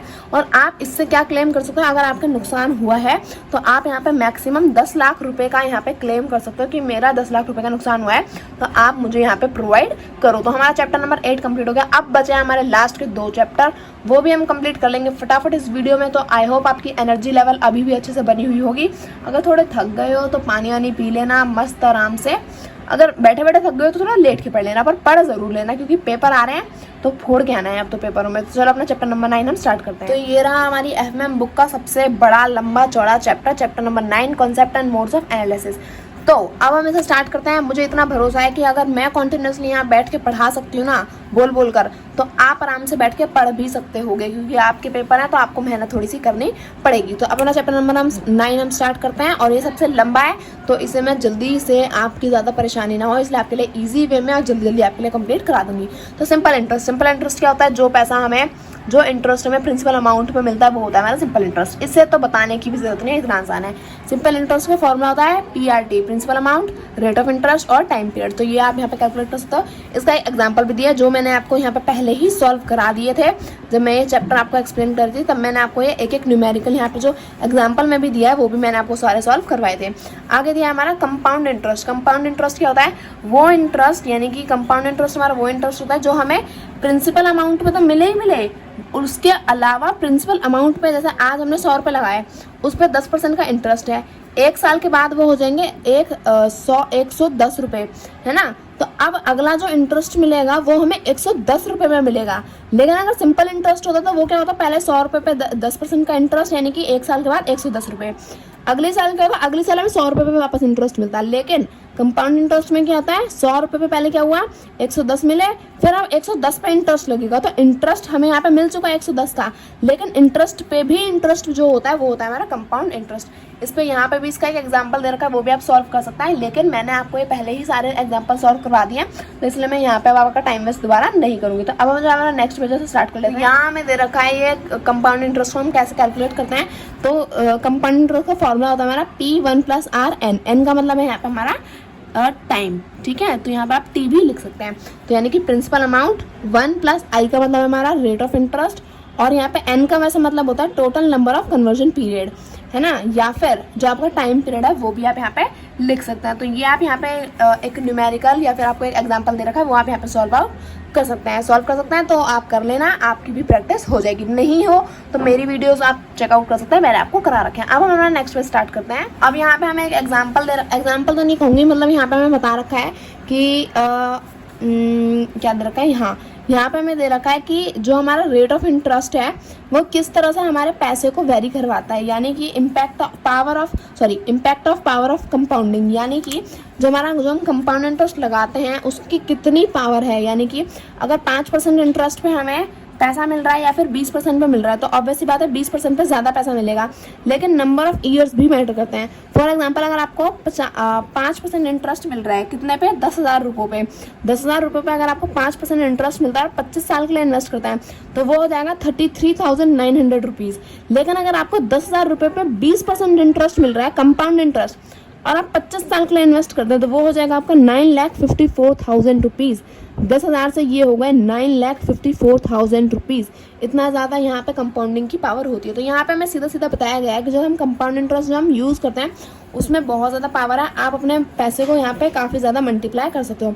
आगे में दिया है what is meant by time value of money, यानी कि टाइम वैल्यू ऑफ मनी क्या होती है, यानी कि पैसा टाइम के साथ अपनी वैल्यू को बदल लेता है। फॉर एग्जाम्पल जो आज 100 रुपये की वैल्यू है वो पहले कुछ सालों में ज़्यादा होती थी, लेकिन आज जो 100 रुपये है उसकी वैल्यू कुछ मतलब जो आज से पहले वाले साल थे, से पहले 100 साल के आज से पहले जो हमारे 100 रुपये थे उनकी वैल्यू ज़्यादा होती थी एज़ कम्पेयर टू आज के टाइम पे। और अगर हम कंपेयर करें तो आज के टाइम पे जो है 100 रुपये की वैल्यू जितनी है इन फ्यूचर वो क्या हो जाएगी, कम हो जाएगी। फॉर एग्जांपल आज 10 रुपये उतने ज़्यादा वैल्यूएबल नहीं है जितने आज से 10 साल पहले थे, है ना, लेकिन आज से अगर हम 10 साल आगे बढ़ जाए तो कि 10 रुपये इतने ही रहेंगे जितने आज हैं, मतलब वैल्यू में तो मतलब प्राइस में तो उतने ही रहेंगे, हाँ दोनों 10 रुपये ही बोलेंगे, लेकिन जैसे 10 रुपये में आज एक बिस्किट आ जाता है तो पक्का है कि 10 साल बाद भी वही बिस्कुट 10 रुपये में ही आएगा, नहीं ना। तो टाइम के साथ साथ जो मनी की वैल्यू है वो कम हो जाती है, मतलब महंगाई बढ़ती है तो मनी की वैल्यू कम हो जाती है। आज वो 10 रुपये मिल रहा है कल वो 20 में मिलेगा, तो टाइम के साथ क्या हुआ, मनी की वैल्यू यहाँ पे चेंज हो गई। अब जो हमारा एग्जांपल है वो भी मैं आपको एक बार शो कर देती हूँ। अब मैं यहाँ पे एक एग्जांपल भी दे रखा है कि फॉर एग्जांपल आपको कोई बोले कि 10,000 रुपये आज चाहिए या 3 साल बाद, तो आप मुँह फाड़ के बोल दो कि आज चाहिए, अभी चाहिए। अच्छी बात है, वो मांग लोगे तो मजा आ जाएंगे आपकी भी। लेकिन अगर हम फाइनेंस के हिसाब से देखें तो अगर हमारे पास पैसा आज है तो उसकी वैल्यू ज़्यादा है एज़ कम्पेयर टू अगर हमें वो फ्यूचर में मिलेगा। तो फॉर एग्जांपल आज आपके पास क्या है, 10,000 रुपये यहाँ आपके पास हैं, ये देखो समझो आज आपके पास 10,000 रुपये हैं, तो आप क्या कर सकते हो, उन्हें इन्वेस्ट कर सकते हो। तो अगले 3 साल बाद मिलने से तो अच्छा है ना कि आज आपने 10,000 रुपये ले लिए, उन्हें 3 साल के लिए इन्वेस्ट किया, तो आपको 10,000 रुपये तो आपके पास थे ही थे, अब आपको उसके ऊपर इंटरेस्ट भी मिला, ब्याज भी मिला। लेकिन अगर आप क्या करते हो, अगर आप कहते हो कि मेरे को 3 साल बाद 10,000 रुपये चाहिए, तो सोचो 3 साल तक तो आपके पास 10,000 रुपये है ही नहीं। अब यहाँ आपको क्या मिले, 3 साल के बाद आपको 10,000 रुपये मिले। तो यहाँ अगर देखें तो पहले इंसान के पास 10,000 रुपये हैं, साथ ही साथ उसके पास ब्याज भी है, लेकिन अगर आपको देखें तो आपके पास बस 10,000 रुपये ही हैं। तो इसलिए हमें जो है टाइम वैल्यू ऑफ मनी समझनी पड़ेगी। हमें जो है अगर पैसा आज मिलता है तो उसकी वैल्यू आज ज़्यादा है as compare to in future. तो ये आप आए हो यहाँ पे समझ गए होंगे। ये यहाँ पे मैं एग्जाम्पल दे रखा है, आप चाहो तो इसे चेकआउट कर सकते हो। और अब हम अपना आगे बढ़ते हैं नेक्स्ट पेज पे। तो ये आ गए हमारे how is time value of money computed, आ गए थोड़े से हमारे न्यूमेरिकल टाइप वाले क्वेश्चंस। तो अब देखो यहाँ पे हम कैसे अपने टाइम वैल्यू ऑफ मनी कैसे हम कैलकुलेट कर सकते हैं। तो पहला दिया है future value of single cash flow, दूसरा दिया है फ्यूचर वैल्यू ऑफ एन्युटी, तीसरा दिया है present value of single cash flow, चौथा दिया है present value of annuity. Single cash flow का मतलब होता है एक बार में पैसा इन्वेस्ट कर देना, काम खत्म। और एन्युटी का मतलब होता है जैसे हम वो दे रहे होते हैं ना, EMI दे रहे होते हैं या फिर धीरे धीरे करके पैसा दे रहे होते हैं, तो वो होता है हमारा एन्युटी। तो अब अगर हम देखें तो फ्यूचर वैल्यू हम कैसे कैलकुलेट करते हैं, फ्यूचर वैल्यू का फॉर्मूला होता है future value is equal to present value 1 plus r और टाइम पीरियड। आर का मतलब होता है रेट ऑफ इंटरेस्ट। तो फ्यूचर वैल्यू अगर हमें निकालनी है सिंगल कैश फ्लो, यानी कि आपने एक बार में अपना पैसा इन्वेस्ट कर दिया, अब आप चाहते हो कि इसकी फ्यूचर वैल्यू क्या होगी मुझे जानना है। तो future value is equal to जितना आपने पैसा आज इन्वेस्ट किया है वो multiply 1 plus rate of interest क्या है वो, और कितने टाइम के लिए क्या है वो। तो आप ऐसे यहाँ पे कैलकुलेट कर सकते हो। अब वैसे अगर देखा जाए तो आपके चैप्टर नंबर 10 में से ही न्यूमेरिकल्स आएंगे। तो चैप्टर नंबर 9 के न्यूमेरिकल्स मतलब बहुत कम चांसेस हैं, बहुत ज़्यादा कम चांसेस है कि चैप्टर 9 में से आपके न्यूमेरिकल्स आए, क्योंकि बहुत ज़्यादा चांसेस हैं कि आपके चैप्टर 10 में से ही आएंगे। तो चैप्टर 9 के लिए इतना ज़्यादा डरने की ज़रूरत नहीं है कि अगर हम कैलकुलेट नहीं कर पा रहे हैं एनवीटी या ये सिंगल कैश फ्लो तो हम क्या करें।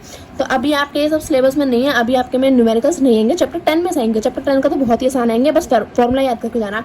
खैर फॉर्मूला इनके भी याद कर लेना, हु नोज सीबीएसई क्या दे दे, है ना। अब देखो एग्जाम्पल दे रखा है जैसे 2000 रुपये, फिर 1 प्लस रेट ऑफ इंटरेस्ट यानी कि 0.10 का मतलब है 0.1, क्योंकि पॉइंट के बाद 0 की वैल्यू नहीं होती ना, इसलिए 0.1, और 0.1 का मतलब होता है 10% का इंटरेस्ट। तो आप ऐसे यहाँ पे कैलकुलेट कर सकते हो। कैलकुलेट मैंने आपको अपनी जो मैंने जब चैप्टर एक्सप्लेन किया था तब मैंने एक एक न्यूमेरिकल आपको सॉल्व भी करके दिखाया था, तो आप वो वीडियोस मेरी चेकआउट कर सकते हो। अब फ्यूचर वैल्यू ऑफ एन्युटी, तो इसका भी क्या है, यहाँ पे एक फॉर्मूला है, 2 फॉर्मूले हैं, पहला ये है, दूसरा वाला ये है। तो अब देखो या तो ये वाला याद कर लो या फिर ये वाला याद कर लो। अब ये CF क्या होता है, CF का मतलब होता है मेरा कैश फ्लो, क्योंकि हम यहाँ पे धीरे धीरे पैसा दे रहे हैं ना, एक बार में तो दे नहीं रहे, तो कैश का फ्लो है, तो कैश फ्लो।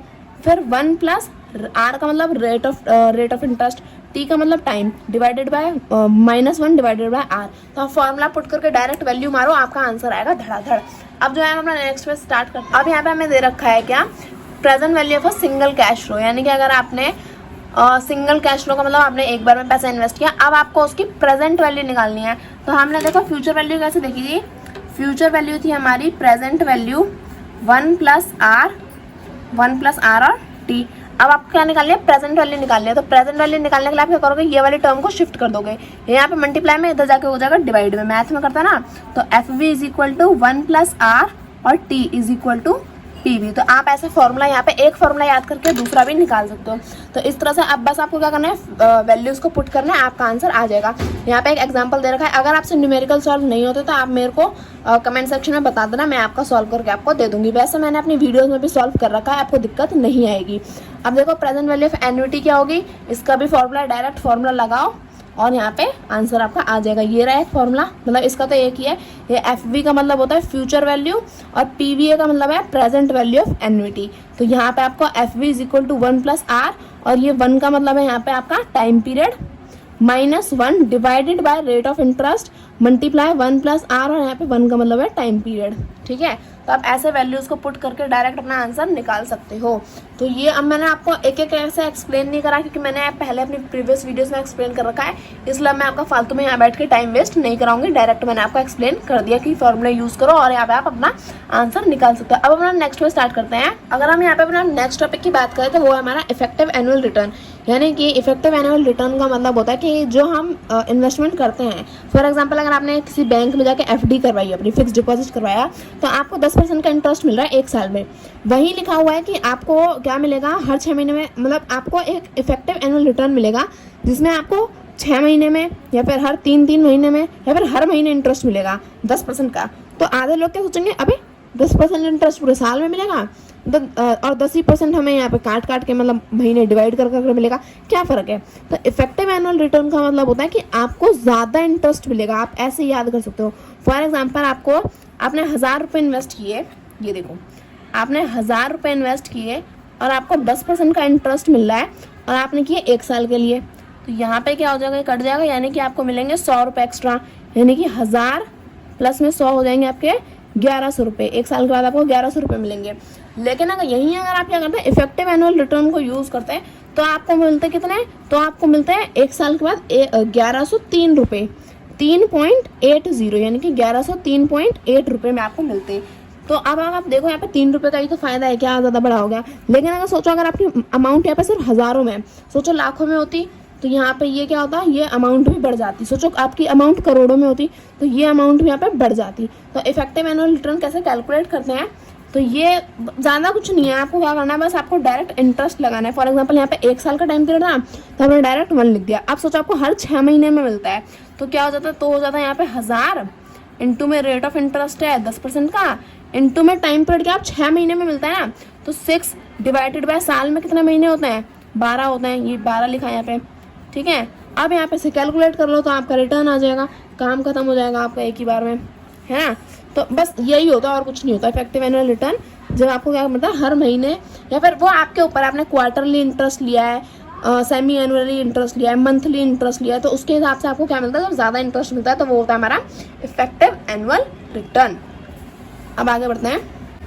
यहाँ में दिया है सिस्टमैटिक एनालाइजिंग अ कंपनी। ये वाला तो आपका सैम्पल पेपर में भी आया था, मुझे अभी भी याद है, आपको भी याद होगा अगर आपने सैम्पल पेपर सॉल्व किया तो ये इंपॉर्टेंट है, याद कर लेना। अब देखो हम कैसे कंपनी को एनालाइज करते हैं। तो पहला मेथड है इंडस्ट्री एनालाइज, यानी कि सबसे पहले उस इंडस्ट्री को ही एनालाइज मार रहे हो, यानी कि इंडस्ट्री की खोज खबर निकाल लो कि आप कौन सी इंडस्ट्री में कर रहे हो। फॉर एग्जांपल आप एक पावर प्रोडक्शन वाली कंपनी में क्या कर रहे हो, इन्वेस्ट कर रहे हो, तो उस कंपनी में जो वो इंडस्ट्री है ना, उसकी अलग अलग कंपनी में सबको कंपेयर करो। जैसे national hydro electric power company NHPC को कंपेयर करो, NTPC को कंपेयर करो, टाटा पावर कंपनी TPC को कंपेयर करो। तो इन सारी कंपनीज को, सारी इंडस्ट्रीज को क्या करो, कंपेयर करो। उसके बाद आप एक अच्छी कंपनी अपनी गवर्नमेंट, मतलब आपको चेक करना है कि गवर्नमेंट की पॉलिसीज के हिसाब से कौन सी ज़्यादा बेटर आपके लिए कंपनी है इन्वेस्ट करने के लिए। अब अगर हम देखें कॉर्पोरेट एनालाइज, यानी कि अगर आपने इनमें से कोई एक कंपनी चुन ली, फॉर एग्जांपल आपने NTPC चुन ली। अब आपने NTPC लिया है तो आपको क्या करना है, उस कॉर्पोरेट के बारे में सारी इन्फॉर्मेशन निकालनी है कि उसका करंट ऑपरेशन क्या है, करंट प्राइस क्या है, ग्रोथ प्लान क्या है, कैसे उसके मतलब उसकी कंडीशंस कैसी हैं, यानी कि वो कंपनी कैसी है, ये सारी इन्फॉर्मेशन आपको कंपनी के बारे में निकालनी है। उसके बाद आपने ये निकाल लिया, आप उसकी फाइनेंशियल परफॉर्मेंस देखो, फाइनेंशियली उसे एनालाइज करो, यानी कि कंपनी के जो शेयर है उनका प्राइस क्या है, स्टॉक प्राइस क्या है, कितनी ग्रोथ कर रही है, कितनी प्रॉफिट में है, कितने लॉस में है, कहीं डूब तो नहीं रही है, अर्निंग पर शेयर हर शेयर से कितना कमा रही है, उसकी इक्विटी कितनी बड़ी है, नंबर ऑफ शेयर होल्डर्स कितने हैं। तो ये सारी इन्फॉर्मेशन आपको निकालनी है। तो इस तरह से हम अपनी कंपनी को एनालाइज कर सकते हैं। बाकी के बच्चों के टॉपिक हमने नेक्स्ट पेज हम स्टार्ट कर लेते हैं फटाफट। What is an annual report, ये वाला क्वेश्चन भी आपका सैम्पल पेपर में था, मुझे याद आ रहा है। तो ये सारी कुछ जो चीज़ें हैं ना, वो इंपॉर्टेंट है ना, याद करके रखना। मैंने आपको अपने इंपॉर्टेंट क्वेश्चंस में भी ये वाले क्वेश्चंस करवाए थे, तो इंपॉर्टेंट क्वेश्चंस भी आप देख लेना, काफ़ी ज़्यादा हेल्पफुल है। जितने क्वेश्चन मैंने इंपॉर्टेंट क्वेश्चंस में करवाए हैं ना, उनमें से मैक्सिमम क्वेश्चन आपके सैम्पल पेपर में हैं। तो बहुत ज़्यादा चांसेस हैं कि जो मैंने आपको इंपॉर्टेंट क्वेश्चंस करवाए हैं, उन इंपॉर्टेंट क्वेश्चंस में से आपका जो फाइनल आपका एग्जाम होगा उसमें भी आ सकता है। तो आप इंपॉर्टेंट क्वेश्चन जरूर देख के जाना और ये रिविजन तो आप मार ही लेना। अब एनुअल रिपोर्ट क्या होती है, एनुअल रिपोर्ट हमारी एक फॉर्मल फाइनेंशियल स्टेटमेंट है जो कंपनी क्या करती है, जो कंपनी हर साल इशू करती है। कौन सी तारीख को पूछ सकता है कि कौन सी तारीख को करते हैं, इसलिए बता रही हूँ, 31 मार्च को वो क्या करती है, कंपनी अपनी एनुअल रिपोर्ट को इशू करती है, पब्लिश करती है अपने शेयर होल्डर्स के लिए और पूरी जनता के लिए। तो एनुअल रिपोर्ट में क्या होता है कि कंपनी के पास क्या बताते हैं एनुअल रिपोर्ट में, एनुअल रिपोर्ट में बताते हैं कि कंपनी के पास असेट्स कितने हैं, कितनी पूंजी है, कितना कर्जा है, कितना उसने रेवेन्यू बनाया, कितना उसके खर्चे हैं, कितनी उसकी कमाई हुई। तो यानी कि सारी इन्फॉर्मेशन कंपनी के बारे में हम एनुअल रिपोर्ट में हमें क्या होती है, कंपनी प्रोवाइड करती है। तो ये हर साल हमें प्रोवाइड की जाती है। और ये क्या होता है, इसका एक एवरेज वर्जन, एक शॉर्ट वर्जन क्या होता है, शेयर होल्डर्स को भी फ्री ऑफ कॉस्ट क्या करता है, हम प्रोवाइड कराता है कंपनी वाले। और अगर शेयर होल्डर चाहे तो पूरा एक क्या करते हैं, एक मिनट, हाँ, तो अगर शेयर होल्डर चाहे तो पूरा एक डिटेल वर्जन भी एनुअल रिपोर्ट का मांग सकता है कंपनी वालों से फ्री ऑफ कॉस्ट। अब अगर हम देखें तो which feature of annual report should one read carefully, यानी कि जो एनुअल रिपोर्ट होती है उसमें बहुत सारी चीज़ें होती हैं, तो उसमें से हमें सबसे इंपॉर्टेंट कौन सी चीज़ें हैं जो हमें पढ़नी चाहिए, समझनी चाहिए। तो पहला दिया है director report and chairman statement which are related to current and future operation performance of a company, यानी कि कंपनी में जो पोस्ट होती है डायरेक्टर्स की और जो चेयरमैन होते हैं, तो वो जो भी स्टेटमेंट देते हैं वो कौन सी स्टेटमेंट देते हैं कि अब फ्यूचर में हम कंपनी को किस तरह से ग्रो करने वाले हैं, कौन कौन से प्लान्स होंगे कंपनी को ग्रो करने के लिए, तो वो सारी स्टेटमेंट हमें अच्छे से पढ़नी होती हैं। सेकंड है ऑडिटर्स रिपोर्ट, थर्ड है profit and loss account, fourth है बैलेंस शीट और फिफ्थ है हमारा जो भी हमारा एनुअल रिपोर्ट से अटैच्ड होते हैं नोट्स या जितनी भी इंफॉर्मेशन अटैच्ड होती है, तो उन सारी इन्फॉर्मेशन को भी हमें अच्छे से रीड आउट करना चाहिए। तो आगे अगर हम बढ़े तो यहाँ हमें दिया है what is the balance sheet and profit loss account statement, what is the difference between balance sheet and profit and loss account statement of a company, यानी कि बैलेंस शीट क्या होती है और profit and loss account statement क्या होता है और इन दोनों में डिफरेंस क्या है। तो सबसे पहले देखें बैलेंस शीट। तो बैलेंस शीट क्या होती है, ये कंपनी की फाइनेंशियल पोजीशन को बताती है, यानी कि अभी कंपनी की फाइनेंशियल पोजीशन कैसी है, यानी कि कंपनी लॉस में चल रही है, प्रॉफिट में चल रही है। तो ये सारी चीज़ें ये हमें क्या कहते हैं, बैलेंस शीट बताती है कि फाइनेंशियली उसकी पोजीशन क्या है, वो टॉप कंपनीज में चल रही है या फिर लूजर या फिर गेनर्स, कौन सी कंपनी कौन से लेवल पे अभी हमारी कंपनी है। तो ये हमारा बैलेंस शीट में होता है। बैलेंस शीट में क्या होता है, लायबिलिटीज और असेट्स। लायबिलिटीज क्या होती हैं, जो हमारे कर्जे होते हैं कंपनी के ऊपर, वो फॉर एग्जांपल उसका share capital, reserve and surplus, secured loans, unsecured loans, current liabilities. तो ये सारे जो टर्म्स हैं ये मैंने आपको चैप्टर्स के अंदर अच्छे से एक्सप्लेन करी थी। तो आप अगर टर्म समझना चाहते हो तो आप चैप्टर्स को दोबारा आप एक बार चेकआउट कर सकते हो या फिर आप वन शॉट रिविजन भी देख सकते हो। और असेट्स क्या होते हैं, असेट्स जो कंपनी की पूंजी होती है, फॉर एग्जाम्पल हमारे fixed asset, investment, current assets, loan and advances और मिसलेनियस एक्सपेंडिचर। तो लायबिलिटीज हमारी साइड ये होती हैं, असेट्स हमारी ये वाली साइड होती हैं। अब अगर हम देखें सोर्सेज ऑफ फंड, यानी कि कंपनी के पास जो पैसा आता है वो कौन कौन से सोर्सेज से आता है। तो पहला है शेयर होल्डर फंड, यानी कि जो शेयर होल्डर होता है वो क्या करता है, कंपनी को पैसा प्रोवाइड कराता है। For example share capital, reserve and surplus, यानी कि कंपनी के पास जो शेयर होल्डर है उन्होंने पैसा दिया तो वो होता है हमारा शेयर कैपिटल। अब जो कंपनी ने अर्निंग करी तो उसके बाद ऐसा तो है नहीं ना कि 100 करोड़ की कमाई हो तो 100 करोड़ की 100 करोड़ उड़ा दिए। वो क्या करेंगे, उसमें से कुछ पैसा रिजर्व करके रखेंगे, कुछ सरप्लस में अपने पास सेव करके रखेंगे। तो इन दोनों जगह से कंपनी के पास क्या आता है, पैसा आता है। बाकी का बचा हुआ हम नेक्स्ट पे से स्टार्ट करते हैं। यानी कि कंपनी जो लोन लेती है वो कहाँ से और कैसे कैसे लेती है। तो पहला होता है सिक्योर लोन्स, यानी कि जब वो एक सही मीन्स से क्या लेती है, यानी कि एक सिक्योरिटी के बिहाफ पे क्या लेती है, वो एक सिक्योर लोन्स लेती है। दूसरा होता है अनसिक्योर लोन्स, यानी कि इसमें कोई सिक्योरिटी नहीं होती कि पैसा वापस आएगा या नहीं आएगा, यानी कि ये अनसिक्योर लोन्स होता है। तो दो तरीके से हम क्या करते हैं, लोन्स लेते हैं। आगे दिया application of fund. Application of fund में हमारे असेट्स वाली साइड आ जाएंगी, जैसे कि fixed asset, investment, current assets, miscellaneous expenditure और liabilities and current liability and provision. Sorry.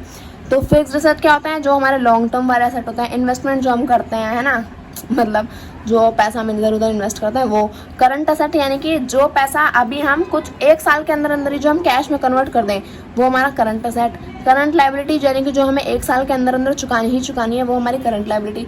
Miscellaneous expenditure and losses, मतलब जो हमारे कंपनी में छोटे मोटे खर्चे होते रहते हैं ना, कि हमारी बेंच लानी है या फिर लोगों के लिए चेयर वेयर लानी है और कॉफ़ी और ये कैंटीन में सब खाना पीना, तो वो सब हमारे छोटे मोटे खर्चे होते हैं, तो वो होता है miscellaneous expenditure. Profit and loss account statement क्या होती है, ये हमारी एक फाइनेंशियल परफॉर्मेंस बतानी है, यानी कि कंपनी ने इस बार इस एक पीरियड ऑफ टाइम पे क्या किया, किस तरह से परफॉर्म किया, कि वो लॉस में गई या प्रॉफिट में गई। यानी कि बैलेंस शीट क्या बताती है, वो बताती है कि कंपनी की पोजीशन क्या है, वो टॉप गेनर्स में चल रही है फिर टॉप लूजर्स में चल रही है। और financial profit and loss account statement क्या बताती है, फाइनेंशियल परफॉर्मेंस बताती है, यानी कि कंपनी प्रॉफिट कमा रही है या फिर लॉस कमा रही है। तो ये हमारा होता है हमारा profit and loss account statement. अब हमारा नेक्स्ट पे स्टार्ट करते हैं, बाकी के जो कुछ और टॉपिक्स बचे हैं उन्हें कंप्लीट कर लेते हैं। अब हमें यहाँ पे दे रखा है what do these sources of fund represent, यानी कि जो हमारे सोर्सेज ऑफ फंड है क्या रिप्रेजेंट करते हैं। तो पहला दिया हमारे शेयर होल्डर फंड, यानी कि शेयर होल्डर फंड क्या होते हैं, शेयर होल्डर तो कंपनी के ओनर ही होते हैं, ये तो हम सभी को पता ही है।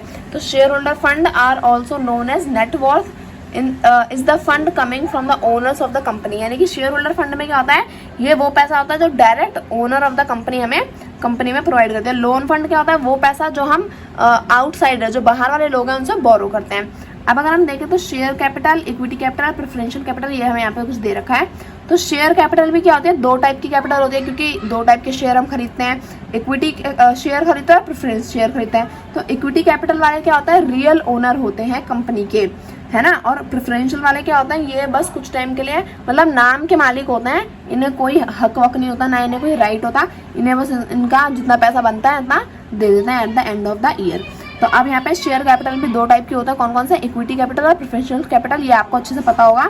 और रिजर्व एंड सरप्लस मैंने आपको बता ही दिया है कि जब कंपनी प्रॉफिट कमाती है तो उसके बाद जो उसका पैसा बचता है ऐसा थूक लगा के उड़ा थोड़ी ना देगी, वो क्या करेगी, कुछ अपने पास रिजर्व में रखेगी, कुछ सरप्लस जो एक्स्ट्रा अमाउंट आई है उसे भी अपने पास कंपनी रखेगी, ताकि इन फ्यूचर अगर उसका कोई लॉस हो जाता है या फिर उसे इन फ्यूचर पैसे की जरूरत पड़े तो इस पैसे को वो यूज कर सके। आगे दिया इक्विटी शेयर और प्रेफरेंशियल शेयर होल्डर्स में डिफरेंस बताना है, ये तो बच्चा बता देगा। इसमें क्या है कि equity share holders real owner होते हैं, प्रेफरेंशियल शेयर होल्डर कोई ओनर नहीं होते हैं, रियल ओनर नहीं होते हैं। इक्विटी शेयर होल्डर्स को क्या मिलता है, रिटर्न और मतलब फिक्स्ड रिटर्न नहीं होता, और प्रेफरेंशियल शेयर वालों का फिक्स्ड रिटर्न होता है। इक्विटी शेयर होल्डर्स को के पास राइट होते हैं, प्रेफरेंशियल वालों के पास नहीं होते। ये आप ऐसा यहाँ पे बता सकते हैं, आपका काम बन जाएगा, आपको पूरा यहाँ पे नंबर मिल जाएंगे। आगे दिया है what do term like authorise, issue, subscribe, called up and paid up capital means, यानी कि हमें ये जो टर्म्स दिए ना, अलग अलग भिन्न भिन्न प्रकार की टर्म्स, इनका मतलब बताना था। ऑथोराइज मतलब कि एक कंपनी अपने स्टॉक मार्केट में कितने नंबर ऑफ शेयर्स को ऑथोराइज कर सकती है। एक मैक्सिमम लिमिट होती है कि आप इतने शेयर्स ही क्या कर सकते हो, इशू कर सकते हो मार्केट में, तो वो मतलब ऑथोराइज कर सकते हो। यानी कि एक ऑथोराइज हमें बताया जाता है कि इससे ज़्यादा आप नहीं शेयर निकाल सकते मार्केट में, तो वो होता है हमारा ऑथोराइज कैपिटल। यानी कि इतने शेयर से ही आप पैसा कमा सकते हो, इससे ज़्यादा शेयर आप नहीं, अपनी कंपनी मतलब इससे ज़्यादा शेयर आप मार्केट में नहीं निकाल सकते हो। सेकंड है इशूड कैपिटल। इशूड कैपिटल मतलब कि अगर आपको फॉर एग्जांपल आप कंपनी में, आप मार्केट में बस 100 शेयर अपने निकाल सकते हो। अब 100 आपकी मैक्सिमम लिमिट है। अब एक बार में 100 तो नहीं ना दे दोगे, आप क्या करोगे, 100 में से आपने बस 50 को ही क्या किया, 50 शेयर को ही इशू किया।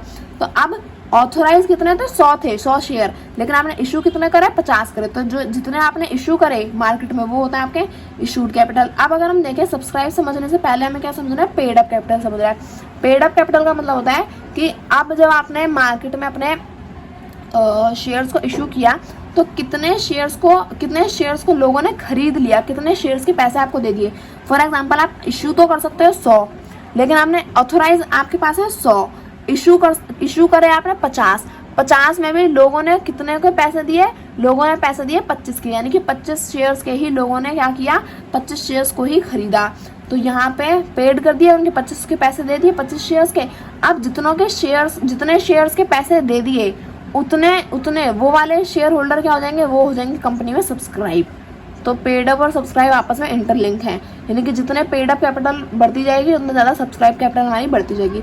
अब देखो, अब आपने क्या कर लिया, पेड भी हो गया और सब्सक्राइब भी हो गया। अब आपका बचा called up capital. Called up capital मतलब फॉर एग्जाम्पल कंपनी को ज़रूरत है 1000 रुपये की, लेकिन इन्वेस्टर आ गए ज़्यादा, इन्वेस्टर ने पैसे दे दिए 2000। अब क्या करेगी, कंपनी को 1000 रुपये की जरूरत है, अभी इन फ्यूचर उसे 1000 की जरूरत बाद में पड़ेगी, तो वो क्या करेगी, अभी के अभी नहीं रख लेगी। वो क्या कहेगी, बाकी इन्वेस्टर्स को कहेगी कि अभी आप अपने पास रखो, जब हम आपको कॉल करें तो एक बार में फोन उठा लेना और वोट का मंगा लेना।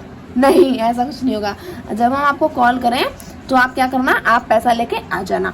तो ये होता है हमारा कॉल्ड अप कैपिटल। अब जो हमारे बाकी के थोड़े बहुत और हमारे टॉपिक्स बचे हैं इस चैप्टर से, वो हम कंप्लीट कर लेते हैं, नेक्स्ट पेज अपना स्टार्ट कर लेते हैं। अब हमें यहाँ पे दे रखा है what is the difference between secured and unsecured loans.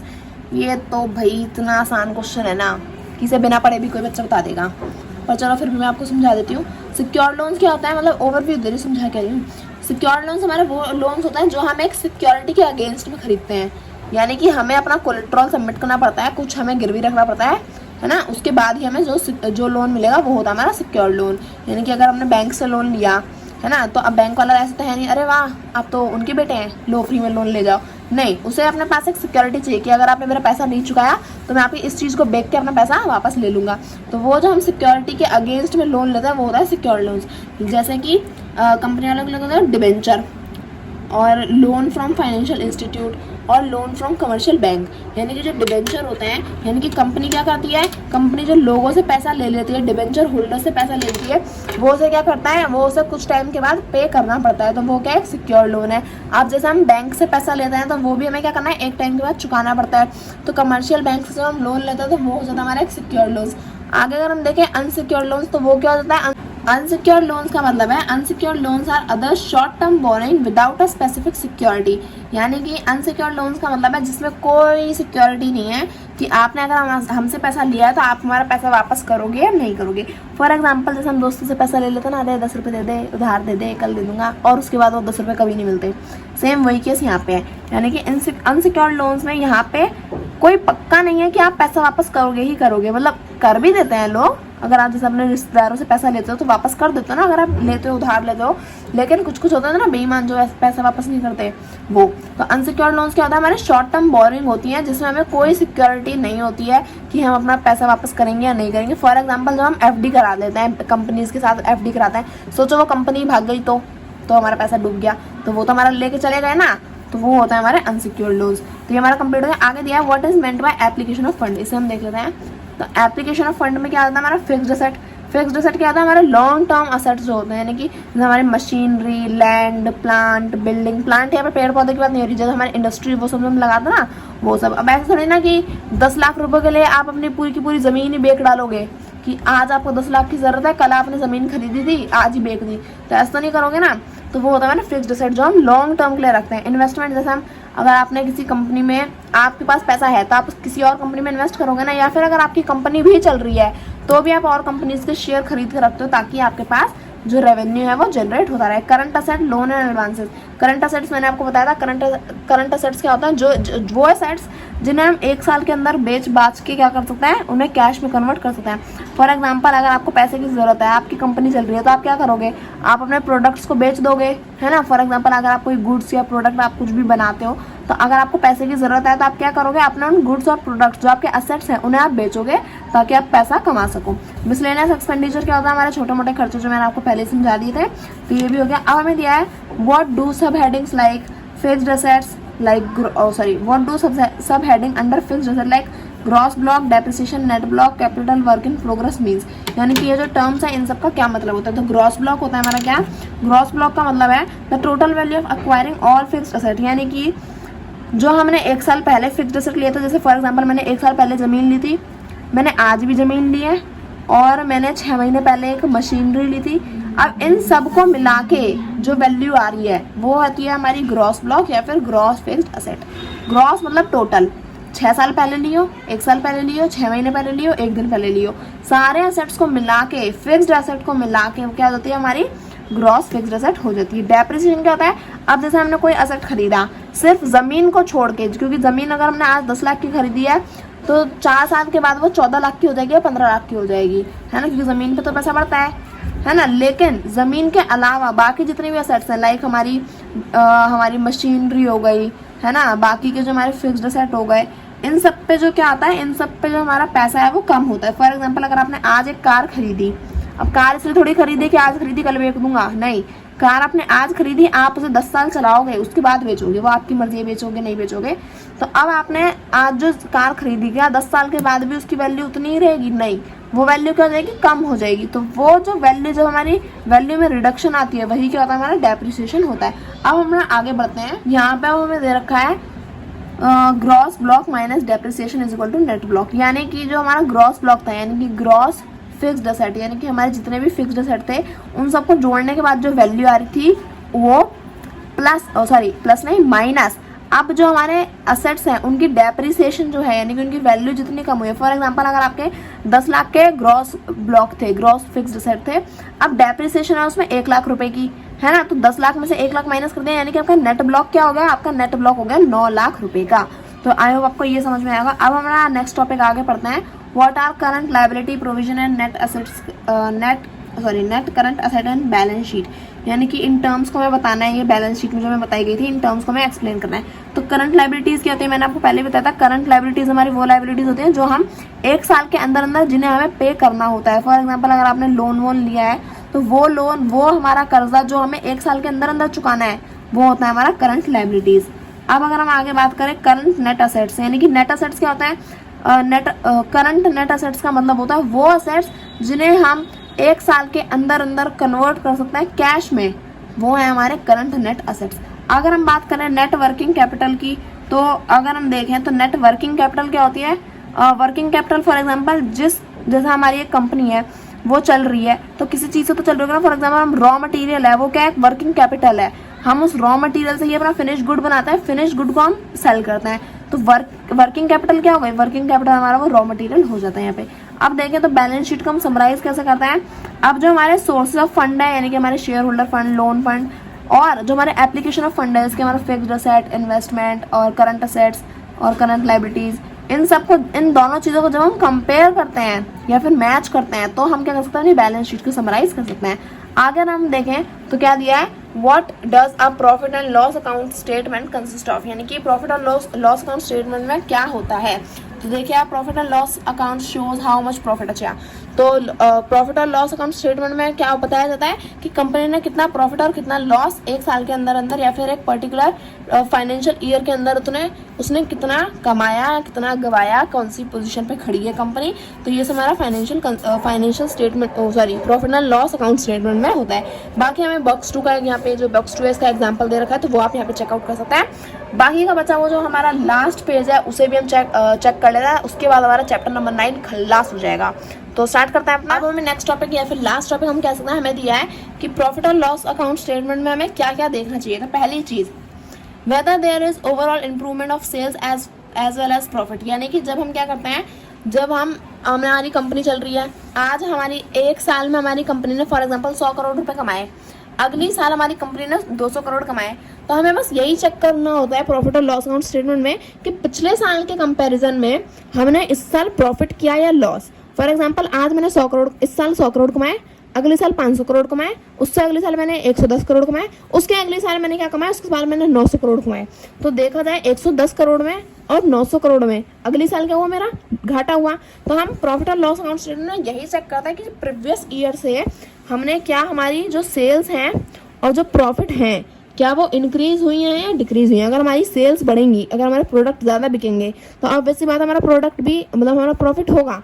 तो हमें बस यही चेक करना होता है कि हमारा जो सेल्स और प्रॉफिट है वो बढ़ रहा है या कम हो रहा है। सेकंड दिया है, check for all other income carefully of for her companies have the scope to manipulate if the other income stands for dividend on the investment and interest from the loans and advances. It is good because such a income is steady, but if other income is derived from selling any assets or एक minute यहाँ पे मैं क्या दे रखा, मैं आपको अभी पढ़ के तरह से मतलब अच्छे से समझा देती हूँ। तो यहाँ में क्या दिया है, यहाँ पे हमें बोल रखा है कि अब जो कंपनी है वो कमा रही है, तो बस ऐसा तो नहीं ना कि अपने प्रोडक्ट पे ही निर्भर है। वो क्या करती है, वो इन्वेस्टमेंट भी करती है और जगह अपने फिक्स्ड एसेट भी खरीदती है। तो उन सब चीज़ों के भी हमें इनकम जो है वो चेक करती रहनी है, चेक करता रहना है कि जो कंपनी है वो वहाँ जो मतलब अपने प्रोडक्ट से तो कमा ही रही है, बल्कि जो उसने और जगह पे जो पैसा लगा रखा है क्या उससे भी वो पैसा जनरेट कर पा रही है या फिर नहीं।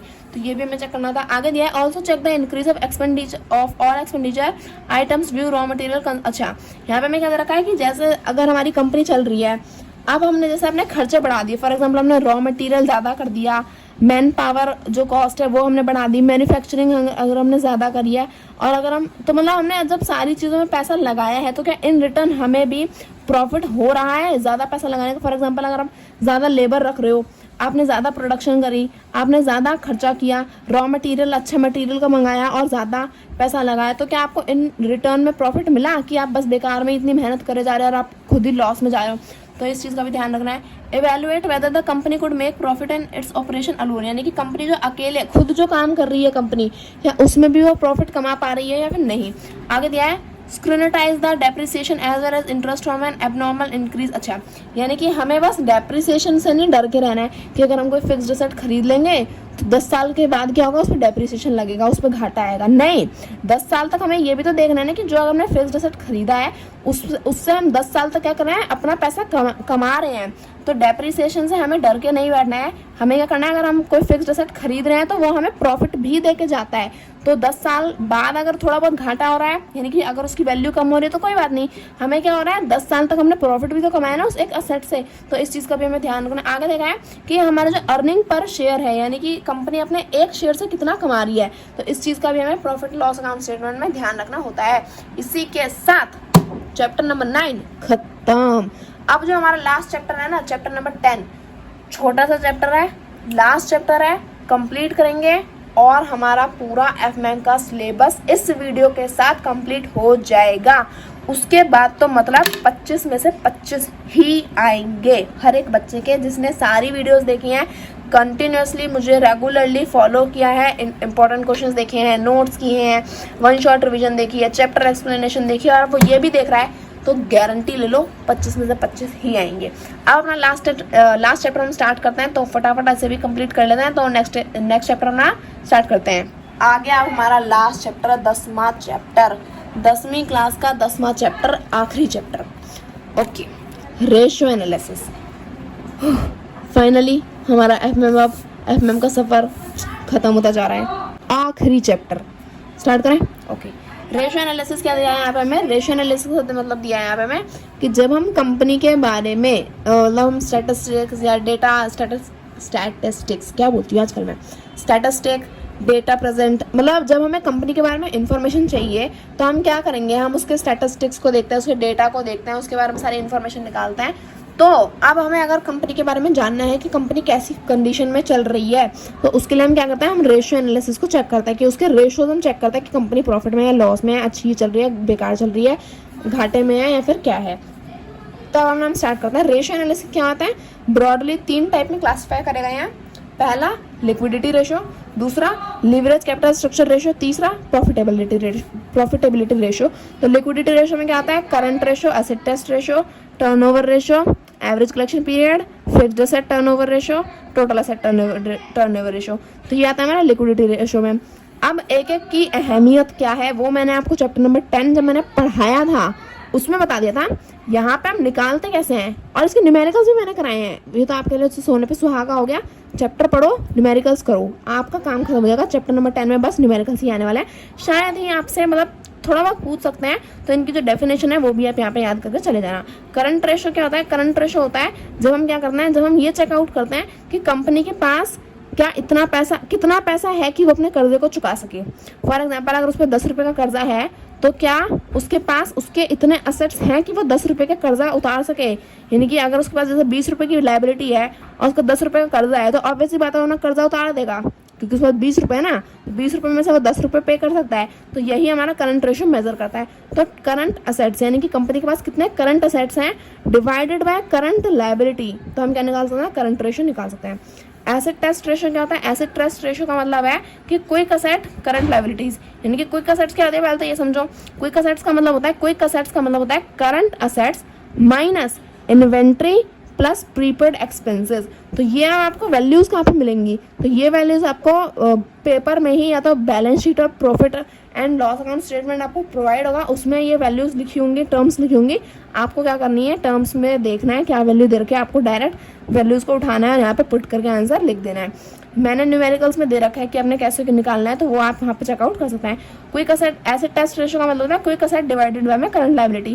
क्विक असेट का मतलब होता है जो आपकी करंट असेट्स हैं उसमें से माइनस कर दो इन्वेंट्री और प्रीपेड एक्सपेंसेस को और फिर डिवाइड कर दो उसे लायबिलिटीज से, तो आपका एसेट टेस्ट रेशियो भी आ जाएगा। टर्नओवर रेशियो क्या होता है, यहाँ अगर हम देखें, और हाँ एसिड टेस्ट रेशियो का मतलब फायदा क्या होता है, तो वो मैं अगर आपको बताऊं तो quick asset are defined as current, अच्छा तो वो है the acid test ratio is measurement of firm ability to convert current assets quickly into cash.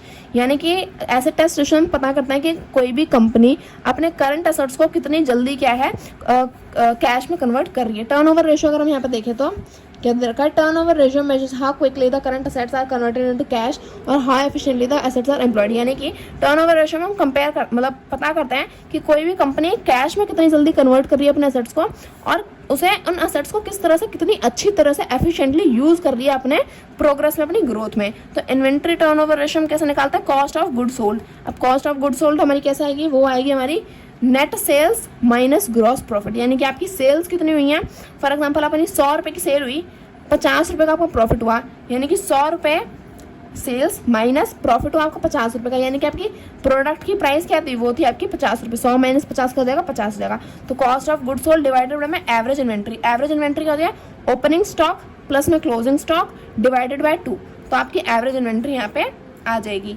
अब अगर हम बात करें डेप्टर टर्नओवर रेशियो की, तो डेप्टर टर्नओवर रेशियो कैसा आता है, नेट क्रेडिट सेल्स, यानी कि आपकी जितनी भी सेल्स हुई है वो डिवाइडेड बाय में एवरेज डेप्टर। तो एवरेज डेप्टर आपकी वैल्यू आपको बैलेंस शीट और profit and loss account statement में दे रखी होगी, आप वहाँ से चेकआउट करके यहाँ पे लिख सकते हैं।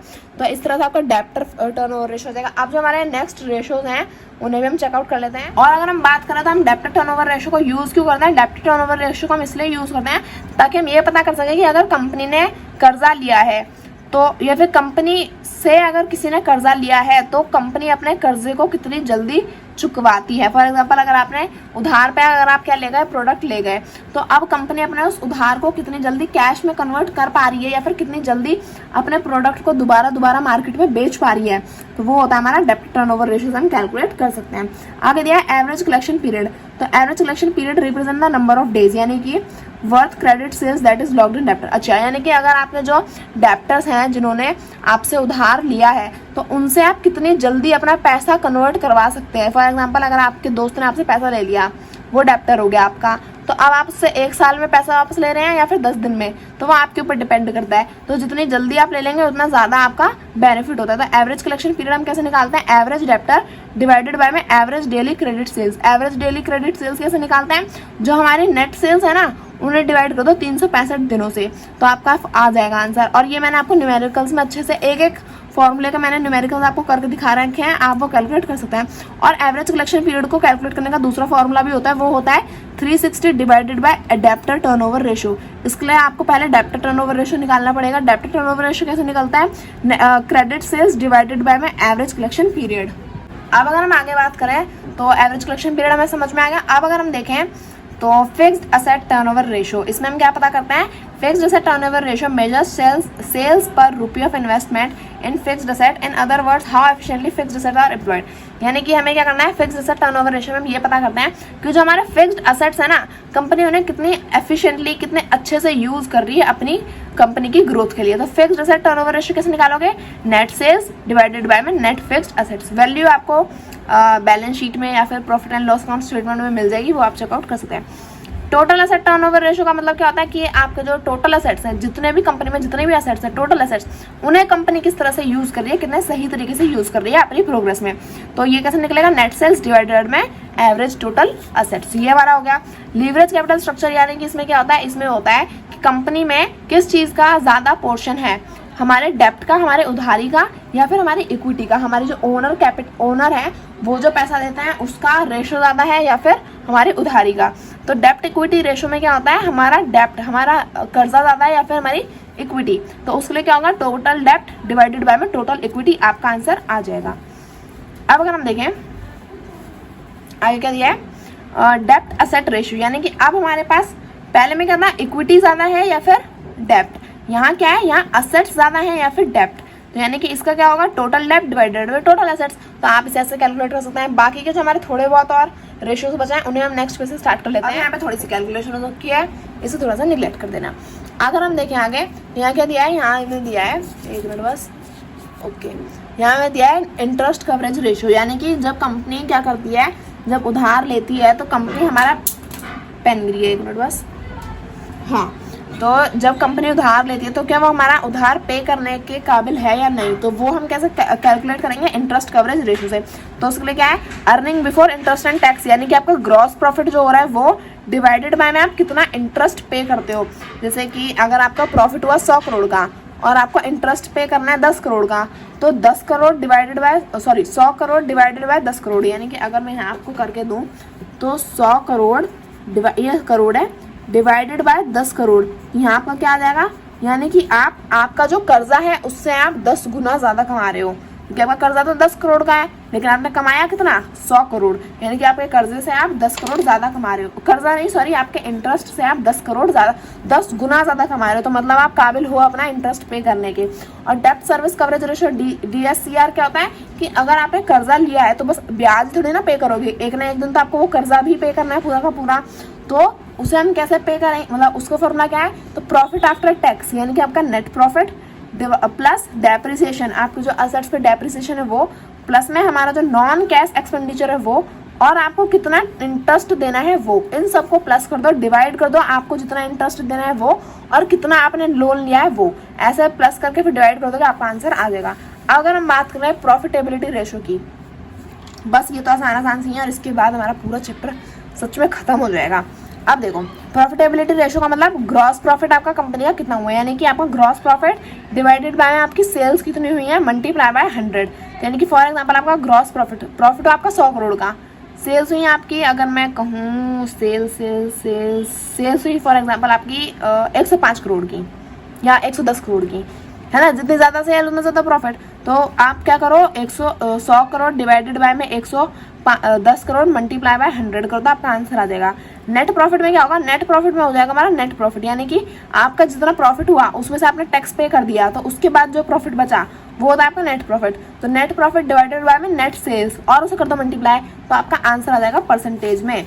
अगर हम देखें रिटर्न ऑन टोटल असेट्स, यानी कि आपके जो टोटल असेट्स हैं उन पे आपको कितना रिटर्न मिलता है, तो उसके लिए आप क्या करोगे, तो profit before interest and tax, यानी कि आपका gross profit divided by total assets. Fixed asset plus में करंट असेट्स क्या होते हैं, हमारे टोटल असेट्स होते हैं, तो ग्रॉस प्रॉफिट डिवाइडेड बाय में टोटल असेट्स का आपका क्या देगा, रिटर्न ऑन टोटल असेट्स, यानी कि आपके जो टोटल असेट्स हैं उन पे आप कितना रिटर्न कमा रहे हो। आगे दिया है रिटर्न ऑन कैपिटल एम्प्लॉयड, यानी कि आपने जो आपकी कितनी कैपिटल आपने यूज करी है अपनी कंपनी की प्रोग्रेस के लिए, उस पर आपको कितना रिटर्न मिल रहा है, तो उसके लिए आप क्या करोगे, नेट प्रॉफिट आफ्टर टैक्स, यानी कि आपका जो प्रॉफिट है नेट प्रॉफिट, उसमें से जब आप अपना टैक्स निकाल दोगे तो उसे डिवाइड कर दो टोटल कैपिटल एम्प्लॉयड से, यानी कि आपकी कितनी कैपिटल एम्प्लॉयड, यानी कि आपकी कितनी कैपिटल जो है वो आपने यूज करी है, तो वो आपका क्या आ जाएगा, वो आ जाएगा आपका रिटर्न ऑन कैपिटल एम्प्लॉयड। तो ये आपका यहाँ पे होगा। अब देखो कैपिटल एम्प्लॉयड हम कैसे निकालेंगे, टोटल कैपिटल एम्प्लॉयड वो हो जाएगी फिक्स्ड असेट्स प्लस में current assets minus current liabilities, यानी कि आपके जो टोटल असेट्स हैं वो टोटल फिक्स्ड असेट्स प्लस में आपके टोटल करंट असेट्स, इन दोनों को प्लस करने का माइनस कर दो करंट लायबिलिटीज, तो आपका टोटल कैपिटल एम्प्लॉयड आ जाएगा। अब return on share holder equity देखें तो आपका net profit after tax divided by में average total share holder equity और नेटवर्थ, यानी कि आपका जितना प्रॉफिट हुआ है वो उसे अगर आप डिवाइड कर दो आपके टोटल शेयर होल्डर इक्विटी से, है ना, तो आपका जो टोटल शेयर होल्डर इक्विटी है उसे अगर आप डिवाइड कर दोगे तो आपका return on share holder equity आ जाएगा। अब अगर हम आगे, अब देखो शेयर होल्डर इक्विटी कैसे निकलती है, तो शेयर होल्डर इक्विटी निकलती है आपकी शेयर कैपिटल से, यानी कि आपकी जो इक्विटी कैपिटल है वो प्लस में रिजर्व एंड सरप्लस से, तो आप ऐसे अपना आंसर निकाल सकते हो। आगे अगर हम देखें तो क्या दिया है, आगे में दिया ईपीएस, यानी कि अर्निंग पर शेयर, यानी कि एक कंपनी अपने हर शेयर पर कितना पैसा कमा रही है, तो उसके लिए क्या वैल्यू होगी, उसके लिए फॉर्मूला होगा net profit available to the share holder, यानी कि शेयर होल्डर को कितना प्रॉफिट अवेलेबल हो रहा है, तो वो डिवाइडेड बाय में आपके पास कितने नंबर ऑफ शेयर्स हैं, तो वो आप डिवाइड कर दोगे तो आपका हर एक शेयर पे कंपनी कितना प्रॉफिट कमा रही है वो आपका आ जाएगा। और प्राइस टू अर्निंग रेशियो क्या होता है, पीई रेशियो होता है, यानी कि marketer ice price share divided ice पर शेयर डिवाइडेड बाय में ईपीएस, यानी कि जो आपका मार्केटर आइस पर शेयर है वो आपको यहाँ पे वैल्यू में गिवन होगा, जैसे ये रहा आपको मार्केट प्राइस पर इक्विटी शेयर 20 रुपये, मतलब 20 करोड़ रुपए, ये आपका करोड़ में वैल्यू दे रखी है, तो वो आप यहाँ पे लिखोगे और डिवाइड कर दोगे ईपीएस से, तो आपका वैल्यू आ जाएगा। इसी के साथ पूरा हमारा एफएम का सिलेबस यहाँ पे क्या होता है, इसी के साथ हमारा एंड होगा। चैप्टर नंबर 10 तक हमने क्या कर लिया अपना पूरा, यानी कि हमने अपना जो सिलेबस है एफएम का वो हमने यहाँ पे कंप्लीट कर लिया है। तो आई होप आपके लिए ये रिवीजन बहुत ज़्यादा हेल्पफुल रहेगी। आप अपना एक लास्ट में अपना एक खुद को एक मतलब कह सकते हैं अपने लिए एक काफ़ी ज़्यादा सोने पे सुहागा वाला जो है ना वो आपके लिए वीडियो होने वाली है, ताकि आप लास्ट एक रिवीजन अपने लिए एक टचअप आप मार सको पेपर से पहले। अगर ये भी देख लोगे ना, जैसे कि आप सारा नहीं पढ़ना चाहते हो अपनी किताबें उठा के, तो पेपर से पहले बस ये वीडियो देख लोगे, आपका सारा काम हो जाएगा। आई होप आपके लिए ये वीडियो काफ़ी ज़्यादा हेल्पफुल रहेगी, और प्लीज़ वीडियो को अपने दोस्तों के साथ शेयर कर देना। काफ़ी मेहनत लगी है बनाने में, और कंटिन्यूसली बोलते बोलते तो मेरा गला भी सूख गया है। चलो, तो वीडियो अच्छी लगे तो प्लीज़ वीडियो को लाइक करें, subscribe my channel for more videos. Thank you for watching.